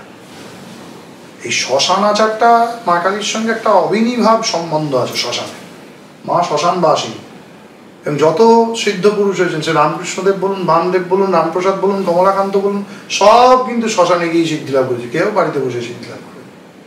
আমরা বলবো, এখন লোকে বলবে রামকৃষ্ণ শ্মশানে গেছে, তুমি জানো না রামকৃষ্ণ ট্রিপল শ্মশানে গেছে। দক্ষিণেশ্বর যে জায়গাটা, সেটা শ্মশান, গ্রেভিয়ার্ড এবং কবরস্থান, এই জন্যেই ওই ভূমিটা নেওয়া হয়েছিল। একটু ইতিহাস কেউ পড়ে নেবে, তাহলেই জানতে পারবে। একসঙ্গে 3টে জায়গা এক জায়গায়, তাই ওই জায়গাটা কেনা হয়েছিল মধুরবাবু। শ্মশান, গ্রেভিয়ার্ড এবং কবরস্থান, 3 প্রকার, 3 জাতির 3টে সমাধি, মানে 3টের অন্ত্যেষ্টির ক্ষেত্র। রামকৃষ্ণদেবকে বাইরে থেকে দেখে যেমন ঠাকুর পঞ্চমুণ্ডী সাধন করেছিলেন, ত্রিমুণ্ডী সাধন করেছিলেন, নরমাংস ভক্ষণ করেছিলেন, উলঙ্গ নারীর ওপর শক্তি পূজা করেছিলেন, সব তো সব ওনার শিষ্য শারদানন্দজি মহারাজের যেটা রামকৃষ্ণ লীলা প্রসঙ্গের মধ্যে লেখা আছে। পড়ুক কেউ, ঠাকুরের তন্ত্র সাধন সম্পর্কে সব জানতে পারে। বামদেব তো তারাপীঠের শ্মশানেই থাকতো, রামপ্রসাদ সেনও শ্মশানেই সাধন করেছেন, কমলাকান্ত তো করেছেন। আমরা বাংলায় যে তান্ত্রিকদের কথা জানি। আমি এর পরের যে প্রশ্নটা করবো, যে মা কালীর পুজো আমরা করছি ঠিক আছে, কিন্তু শ্মশান কালীর যে রূপটা, সেই রূপটাকে কি আমরা বাড়িতে নিয়ে আসতে পারি? ইদানিংকালে খুব প্রচলন হয়েছে, শ্মশান কালীর পুজো এইভাবে বাড়িতে হয় না। শ্রীরামকৃষ্ণদেব বা অন্যান্য বড় সাধকরা নিষেধ করেছে। বাড়িতে হতে পারে, শ্মশান কালীর পূজা করতে পারে, কিন্তু সেটা সাধক করতে পারে, এবং সেখানে পরিষ্কার বলে দিয়েছে, মানে কোনো মানুষ সেই বাড়িতে থাকবে না, সাধক থাকবেন, মা থাকবেন, আর কেউ থাকবে না। ইদানিংকালে ওই বর্ধমানের সভাকরদের যে রায়নার কালী পুজো, সেই থেকে প্রভাবিত হয়ে অনেক শ্রীকুলের সাধকও মাথায় ঘোমটা দিয়ে ওইভাবে বসে কালী পুজো করছে, শ্মশান কালী। বা অনেকেই তাদের পরম্পরা এসব কোনোদিন ছিল না, তারা এখন এটা হেউ তুটে গেছে বাড়িতে শ্মশান কালীর পুজো করা। এগুলো পাগলামি। এক কথার কাছে পাগলা। এটা কি মানে মহাপাপ? এখানে পাপ পুণ্যের প্রসঙ্গটা নয়, এখানে একটা জিনিস হচ্ছে মানুষরা স্রোতে গা ভাসিয়ে দেয়। ওটা একটা আচার, এটা একটা আচার। বাড়ির পূজার জায়গায়, শ্মশানের পূজার জায়গায়, দুটো জিনিসকে মিলিয়ে কোনো লাভ নেই। গৃহী তার মানে গৃহী আচারে, হ্যাঁ, দক্ষিণাকালী পুজো করবে, যেভাবে শ্যামাকালী হোক দক্ষিণাকালী হোক, সে গৃহীর আচারে পূজা করবে, যেভাবে সাধারণ পূজা পদ্ধতিতে যেভাবে লেখা আছে, হ্যাঁ, আসন আদি বিসর্জনান্ত যে পূজার পদ্ধতি আছে সেই অনুযায়ী পুজো করবে। অব্রাহ্মণ যারা, তাদের বাড়িতেও কালী পুজো হয়? হ্যাঁ, কালী যে কেউ পূজা করতে পারে, মুসলিমও কালী পুজো করতে পারে। আর আপনি বলবেন কালী পুজো মুসলিমও করতে পারে, হ্যাঁ পারে। মায়াতন্ত্রের মধ্যে এই যতজন মুসলিম ওস্তাদ ছিলেন যারা গান শেখাতেন, হ্যাঁ, তাদের বেশিরভাগই সব ইষ্টদেবী হচ্ছে কালী, এটা অনেকেই জানেন। তো মায়াতন্ত্রের মধ্যে যবনকেও কালী মন্ত্রে দীক্ষা দেওয়ার বিধান আছে। কালী মন্ত্রে দীক্ষা নিলে যে কোনো ব্যক্তিই কিন্তু মায়ের সাধনা করতে পারে। স্যার আর্থার অ্যাভেলেন বা জন উড্রফ, উনি শিবচন্দ্র বিদ্যানগর থেকে তো মায়ের মন্ত্র দীক্ষা, পূর্ণাভিষেক, সাম্রাজ্য দীক্ষা সব পেয়েছিলেন। তো উনি খ্রিস্টান ছিলেন, নাম দেখি বোঝা যাচ্ছে, জন উড্রফ বা আর্থার অ্যাভেলেন। কাজী নজরুল ইসলাম শ্যামাসঙ্গীতের যুগ, মানে অনন্য শ্যামাসঙ্গীত শিল্পী, ঠিক আছে। তো এটা তো হয়েছে। কালীর জন্য কোনো বিভেদ বা প্রভেদ কালীর জন্যই কোনো বিভেদ প্রভেদ নেই, বাকিদের আছে। দুর্গার ক্ষেত্রে আছে, সব জায়গাতেই আছে, কিন্তু কালীর ক্ষেত্রে কোনো বিভেদ নেই। কালী সবার, সবার, মা কালী সবার। এই উদার নীতিটাই বাংলা এবং বাঙালির কালী সাধন এবং মায়ের যে স্থান, কালীর যে স্থান বাঙালির কাছে, এটাকে একটা অন্য মাত্রা দিয়েছে। এটা অন্য কোনো বিদ্যা, অন্য কোনো মহাবিদ্যার মধ্যে এই জিনিসটা কিন্তু নেই। তাই কি মানে ভারতবর্ষের মধ্যে বাংলাতে অনেকবার অনেক আমি বলতে পারি মহাপুরুষরা এসছেন, শুধু নয়, এখানে অনুপ্রবেশও হয়েছে, অনেক সাম্রাজ্য এসছে, মোগল সাম্রাজ্য বিস্তার এখানেও হয়েছে। তো সেই সমস্ত যুগগুলো, হুসেন যুগ বলো বা যে যুগগুলো, সেই যুগগুলোতেও কিন্তু কালীর সাধনা তখনও চলেছে, কালী সাধনাই চলেছে। আপনি দেখুন না, বৈপ্লবিক যুগেতেও, স্বাধীনতার কালে যে বৈপ্লবিক যুগ, সুভাষচন্দ্র বসু থেকে আরম্ভ করে, হ্যাঁ, বিবেকানন্দ, কে কালী ভক্ত ছিল না? কানাইলাল ছিল না, ক্ষুদিরাম ছিল না, কে ছিল না? মাস্টারদা সূর্য সেন ছিল না? এ তো বাংলার বিপ্লবী এবং কালী নিয়ে একটা বইও আছে বিখ্যাত, আমার ঠিক অথারের নাম মনে নেই। ওখানে প্রত্যেককে, মানে কে ফাঁসির খাটে ঝোলার আগে বলছে আমাকে একটু কালীঘাটের মাংস এনে দেবে খাবো, কে বলছে আমাকে একটু দক্ষিণেশ্বরের চরণামৃত এনে দেবে, কে বলছে আমাকে একটু সব কিন্তু এই মা কালী ওরিয়েন্টেড। এবং শুনেছিস মাস্টারদা সূর্য সেন নাকি যখন তার দলে কেউ আসতো সব করবে, এই রক্ত দিয়ে কালীঘাটের কালীর ছবিতে সেই রক্তটা দিয়ে নিজের গায়ে শপথ করাতো, আজ থেকে বলো তুমি মায়ের নামে উৎসর্গীকৃত।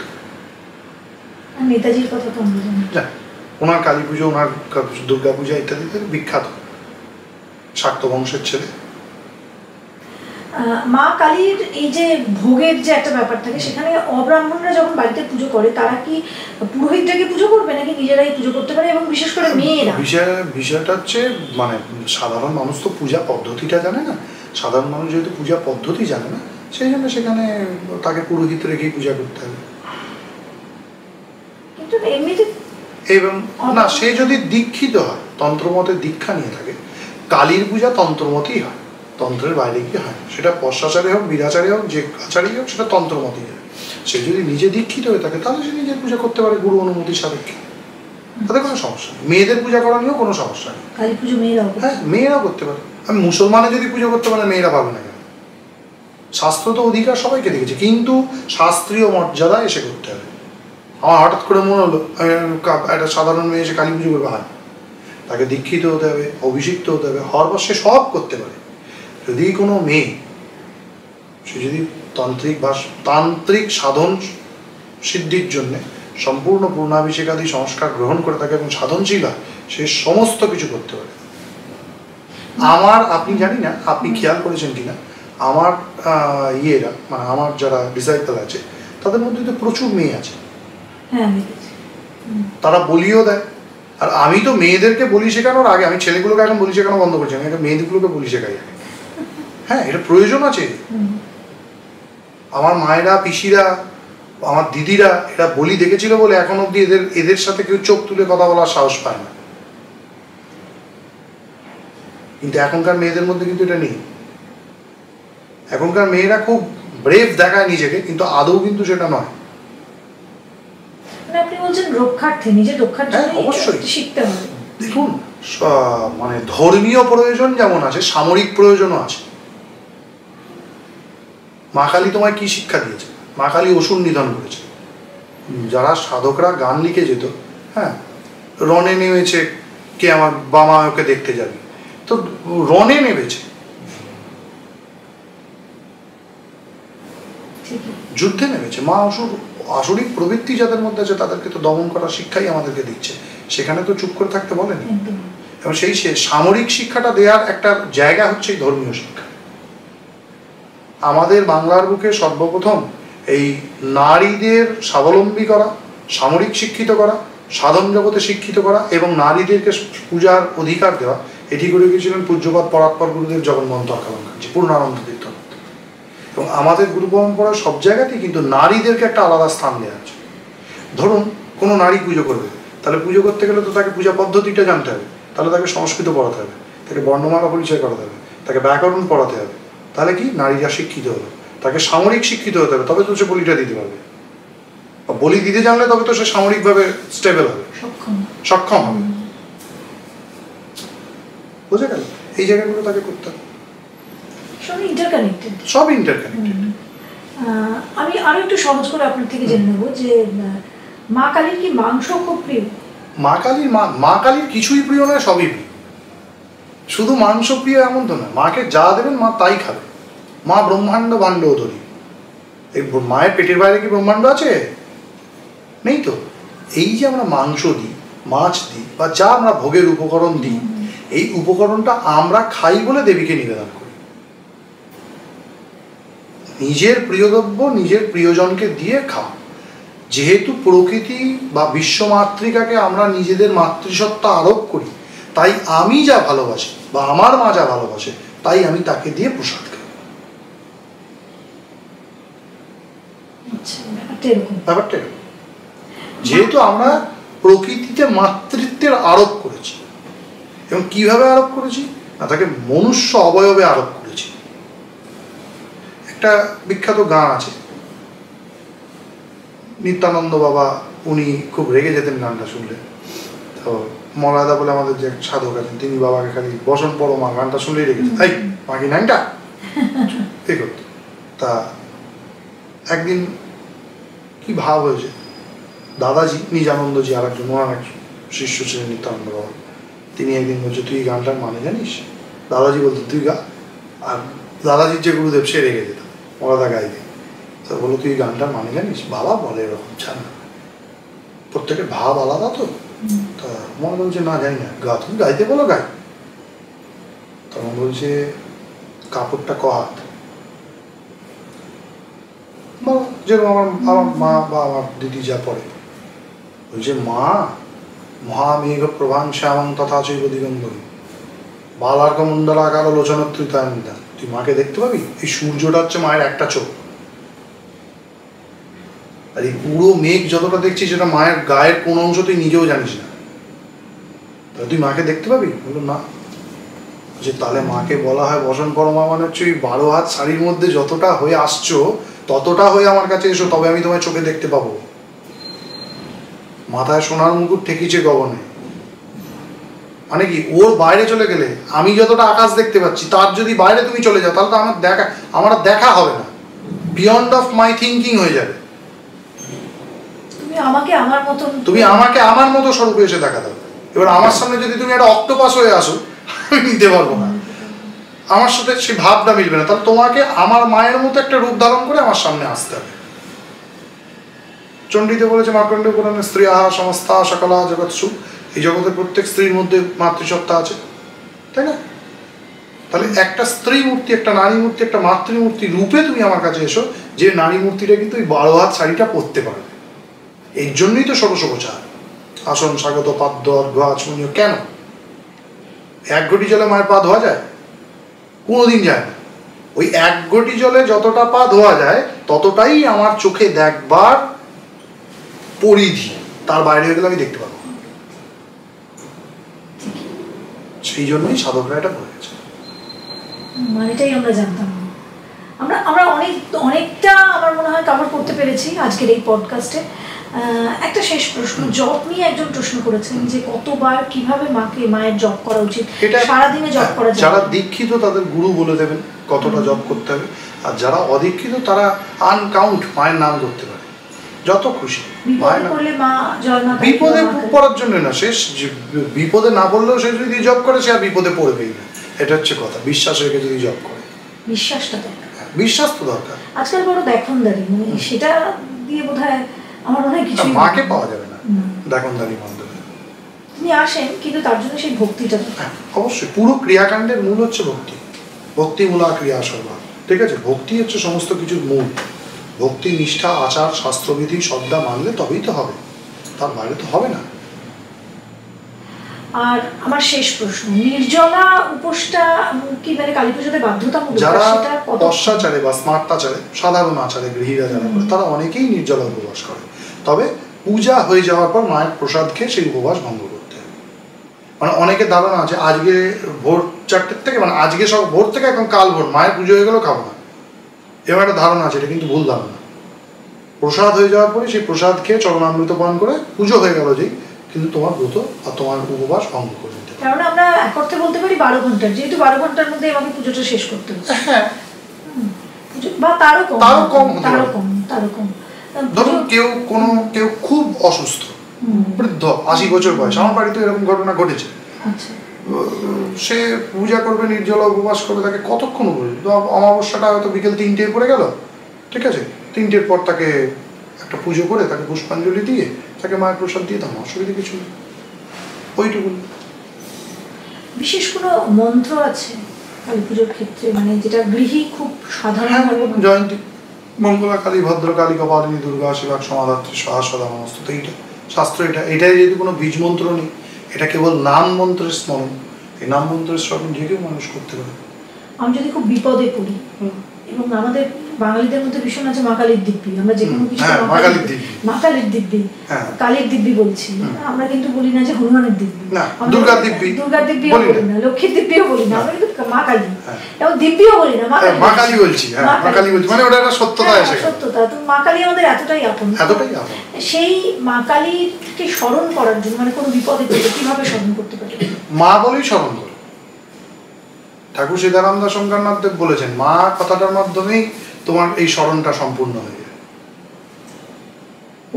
আমি বিপদে পড়েছি, ধরুন আমি বাথরুমে গিয়ে পা পিছলে পড়ে গেছি, বাড়িতে কেউ না, আমার মা আছে, আমি ডাকবো, ও ম্যাডাম, আমার মায়ের নাম করে, ও আমাকে একটু তুলে দিয়ে যাবেন, ডাকবো এইভাবে? কি ডাকবো? চেঁচালেই হবে, খালি মাই বলে, মা ধ্বনিটা যদি তার কান অব্দি পৌঁছে সে সঙ্গে সঙ্গে চলে আসবে। কি হয়েছে ব্যাপারটা? তাকে মা এসো, আমি পড়ে গেছি, এতদূর বলবার প্রয়োজন পড়বে না। বিশ্ব জননী, তার এই মাতৃত্বটা, এটা তার একটা অনন্য গুণ। সে প্রকৃতি, সে নিষ্ঠুর প্রকৃতি সব হতে পারে, কিন্তু বিশ্ব জননীর এই যে মাতৃত্ব, এটা তার একটা অনন্য গুণ।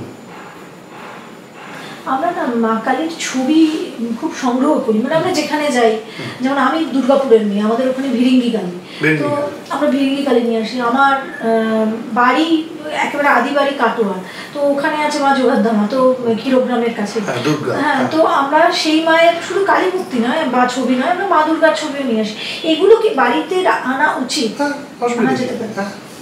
সেই জায়গাটার অনুস্মরণ করা, মায়ের সেই স্বরূপ সত্তাকে অনুস্মরণ করার জন্য একটা চিত্রপটের সেটা রাখা যায়। হ্যাঁ, রাখা, কিন্তু পুজো করতে হবে, প্রণাম করলেও তো হয়। অনেকে বলেন যে এগুলো রাখা যায় না, যেন তার অস্ত্র, মানে তার যেন অমর্যাদা না হয়, অশ্রদ্ধা নয়, অমর্যাদা যেন না হয়। আমি এখন আমার জুতোর শোকেস, তার পাশে কালীর একটা ছবি রেখে দিলাম, এটা যেন না। যাকেই তুমি ঘরে নিয়ে আসো তার যেন অমর্যাদা না। কেন? স্বামীজির জীবনের একটা ভালো ঘটনা আছে। চিতোর বা কোনো একটা জায়গার রাজা, তা সে একবার করেছে কি, তোমরা এসব মূর্তি পূজা করো, এর মাধ্যমে কি ভগবানকে পাওয়া যায়? ভালো কথা। তুমি একবার ওনার কিছু উত্তর দেননি স্বামী, একদিন ওনার বাড়িতে গেছেন, ঘুরতে ঘুরতে দেখছেন ওনার বাবার একটা ছবি, ছবিতে বোধহয় একটা জুতো বাড়ি মেরেছে। তুমি আমার বাবার গায়ে জুতো মারলে? বলছে যা বাবা, এটা কি আপনার বাবা নাকি? এরকম একটা ঘটনা আছে, এক্স্যাক্ট আমার ঘটনাটা বলিনি, বিষয়টা এরকম। বলছে এটা কি আপনার বাবা? এই তুমি আমার বাবার গায়ে জুতো, বলছে এটা কি আপনার বাবা, আগে বলুন। এটা তো আপনার বাবা নয়, তাহলে আপনার গায়ে লাগছে কেন? এই তুমি আমার বাবা, আবার তর্ক করতে। বলছে আপনি আগে বলুন এটা কি আপনার বাবা? এখানে আপনার বাবার কোনো অবয়ব আছে? বলছে এই জন্যে হিন্দুরা পুজো করে পৌত্তলিক, হিন্দুরা পুতুলের পুজো করে, পুতুলের পুজো করে না। হিন্দুরা পুতুলের পুজো করে করে না। আপনি দুর্গা মূর্তির সামনে, হে মা দুর্গার মূর্তি তুমি শোনো, তুমি আমাকে ধর্ম অর্থ কাম মোক্ষ দাও বলো। হে মা কালীর মূর্তি তুমি শোনো বলো, মা রক্ষা করো, মা আমি বিপদে পড়েছি। ডাইরেক্ট মাতৃত্বের আলো, ডাইরেক্ট মাতৃত্বের আলো। তাই তো আমি তো মাই বলি। গণেশ মামা, কার্তিক দাদা, দেখুন মা লক্ষ্মী, মা সরস্বতী, মা দুর্গা, মা কালী, সূর্যি মামা, চাঁদ মামা, দেখেছেন মা এই যে মানে গার্হস্থলীর সব, শিব বাবা হয়, বাবা বলা না, নারায়ণ মামা, মানে এই যে গার্হস্থলীর সম্পর্ক, আমরা বিশেষ করে বাঙালি, এটা অন্যদের মধ্যে আপনি পাবেন না, আমরা এত দেবতাকে আপন করে নিয়েছি, ঠিক আছে, যে আমাদের মধ্যে এই দেবতাকেও পরিবারতান্ত্রিকতার ভেতরে আমরা নিয়ে আসি। বড় সুন্দর বললেন এটা। দেবতাকেও আমরা পরিবার, আবার এইগুলোর কিন্তু আলাদা শাস্ত্রীয় ব্যাখ্যা আছে। কেন গণেশ মামা, সেটা এখন মহাভারত খুললে বোঝা যাবে কেন গণেশ মামা। কেন গণেশের বোন লক্ষ্মী, এটা কিন্তু মহাভারত ছাড়া বোঝা যাবে না। আদৌ কিন্তু গণেশের বোন লক্ষ্মী নয়। এবার কেন মামা সম্বোধনটাই ওনাকে করা হয়? কেন মা, মায়ের ভাই মামা। লক্ষ্মী গণেশ, লক্ষ্মী ভৃগু ঋষির কন্যা, আমরা বলি দুর্গা শিবের কন্যা, অ্যাকচুয়ালি তো তা নয়, গণেশ হচ্ছে পার্বতীর কন্যা, তাহলে ওরা ভাই বোনটা হলো কি করে? এগুলোর আলাদা জায়গা আছে, কিন্তু এই যে পরিবার তান্ত্রিকতা, একটা পরিবারের মতো চিন্তা করা, এই জন্য আজও সেই জন্যে আমাদের দুর্গাকে, ঘরে দুর্গা যতই দশক প্রহরণ ধারিণী হোক, যতই সে মহিষাসুর বধ করুক, যতই তার মধ্যে সেই আদি মহাপ্রকৃতির স্বরূপকে আমরা খুঁজে পাই না কেন, তাও সেই উমা ঘরের মেয়ে। আপনি আজ অব্দি কোনো কিন্তু শারদীয়া পর্যায়ের কোনো গানের মধ্যে কিন্তু ওই দশক প্রহরণ ধারিণীকে কিন্তু সেই গিরিরাজ, সেই মেনকা, সেই উমা জামাইকে নিয়ে বাড়িতে ফিরে আসছে 4 দিনের জন্য। যুদ্ধের দেবী, হ্যাঁ যুদ্ধের দেবী, যে যাই হোক, তাও কিন্তু সেই যুদ্ধের দেবী, কালীও যুদ্ধের দেবী। কোপেশু কালী একা শক্তি পরমেশ্বরস্য কোপেশ কালী সমনেশু দুর্গা, শাস্ত্রে বলছে বেঙ্গিরিটি সংহিতায়। এক পরমেশ্বরের শক্তি, তিনি বিভিন্ন আকারে থাকেন, তিনি কোপে হচ্ছেন কালী, তিনি সমর বা যুদ্ধে হচ্ছেন দুর্গা। আজ অনেক বিষয় আমরা জানলাম, আমার মনে হয় যে একটা এপিসোডে এটাকে শেষ করা সম্ভব নয়, তবুও আজকের এপিসোডটা আমাদের এখানেই শেষ করতে হবে। মা কালীর আরাধনায় শেষবার যদি তুমি বলো যে কি করা উচিত? ভক্তি দিয়ে মাকে ডাকা উচিত, মনের আন্তরিক ভক্তি দিয়ে নিঃস্বার্থভাবে মাকে ডাকা উচিত। এবার গৃহী লোকেরা তো স্বার্থ নিয়েই ডাকে, আমার এটা চাই তাই তুমি এটা দাও, স্বার্থ নিয়ে ডাকলে কম পড়ে যাবে। স্বার্থ ছাড়া যদি ডাকো তাহলে মা অনেক বেশি দেবে, কিন্তু মন্ত্রতন্ত্রের বেড়া জালে নয়, অবশ্যই সেটা মনের কথা বলে। দুর্গাপুজোর ক্ষেত্রে যেমন আমরা পদ্ম ফুল মায়ের খুব প্রিয়, আমরা দিই। কালী পুজোতে কিছু আছে কি যেটা দিলে হয়তো আমার যে পদ্ম ফুলই দেওয়া যেতে পারে। পদ্ম ফুল দেবীর, লাল পদ্ম দেবীর অত্যন্ত প্রিয়। লাল পদ্ম, জবা, জবার থেকেও বেশি লাল পদ্ম মায়ের বেশি বেশি। একটাই দিতে হবে, নিজের সামর্থ্য নেই, কারো যদি সামর্থ্য থাকে সে 1000 পদ্ম দেবে, 100 পদ্ম দেবে, সেটা বিষয়। পদ্ম ফুল দেবীর অত্যন্ত প্রিয়, বিশেষ করে লাল পদ্ম। আমরা অনেক কিছু জানলাম, আজকের পডকাস্টটা এখানেই শেষ করছি, এবং কালী পুজো সংক্রান্ত আরও অনেকগুলো আলোচনা আমাদের আসছে, সেগুলো অবশ্যই আপনারা নজরে রাখবেন। আর কি কি দেখতে চান সেটাও বলবেন, আপনাদের আবদারে, আপনাদের ইচ্ছায়। শুভম মণ্ডল, তাকে আমরা আজকে এখানে নিয়ে এসেছিলাম, এবং আমার মনে হয় যে শুভম অনেক প্রশ্নের উত্তর দিলেন, অনেক অজানা যেগুলো আমাদের ছিল সেখানে আপনাদের এমন একটা জায়গায় নিয়ে গেলেন যে আপনারা অনেক কিছু জানতে পারলেন। তো শুভমের কাছ থেকে আরও যদি কিছু জানার ইচ্ছে থাকে তাহলে আপনারা কমেন্ট সেকশনে লিখে দিন, এবং আমি আবারও শুভমের কাছে রিকোয়েস্ট করব যে কোনো একদিন শুভম আবার আসুক এবং এখানে এসে আবার আপনাদের অজানা প্রশ্নগুলোর উত্তর দিন। আমার মনে হয় শুভম রাজি হবে, একটু দেরি হলেও হবে। তো অনেক ধন্যবাদ এতটা দূর থেকে, এতটা দূরে এলো, মানে চন্দননগর থেকে নরেন্দ্রপুর অনেকটা দূর। নমস্কার, আসার জন্য অসংখ্য ধন্যবাদ। আর কমেন্টে আপনারা অবশ্যই জয় মা কালী লিখবেন, আর এই ভিডিওটা আপনারা শেয়ার করতে ভুলবেন না, কারণ আপনাদের একটা শেয়ার আর একটা সাবস্ক্রাইব করলে আমাদের মতো যারা সৎভাবে কাজটা করছি তারা একটু উৎসাহ পায়। উৎসাহ ছাড়া কিন্তু এখানে আর কিছু নেই, তো উৎসাহ যদি পাই তাহলে কাজ করতে ভালো লাগে। সবাই ভালো থাকবেন, খুব শিগগিরই আবার দেখা হচ্ছে। নমস্কার। অনেক পডকাস্ট দেখার জন্য আমার চ্যানেলটা এক্ষুনি সাবস্ক্রাইব করে নিন।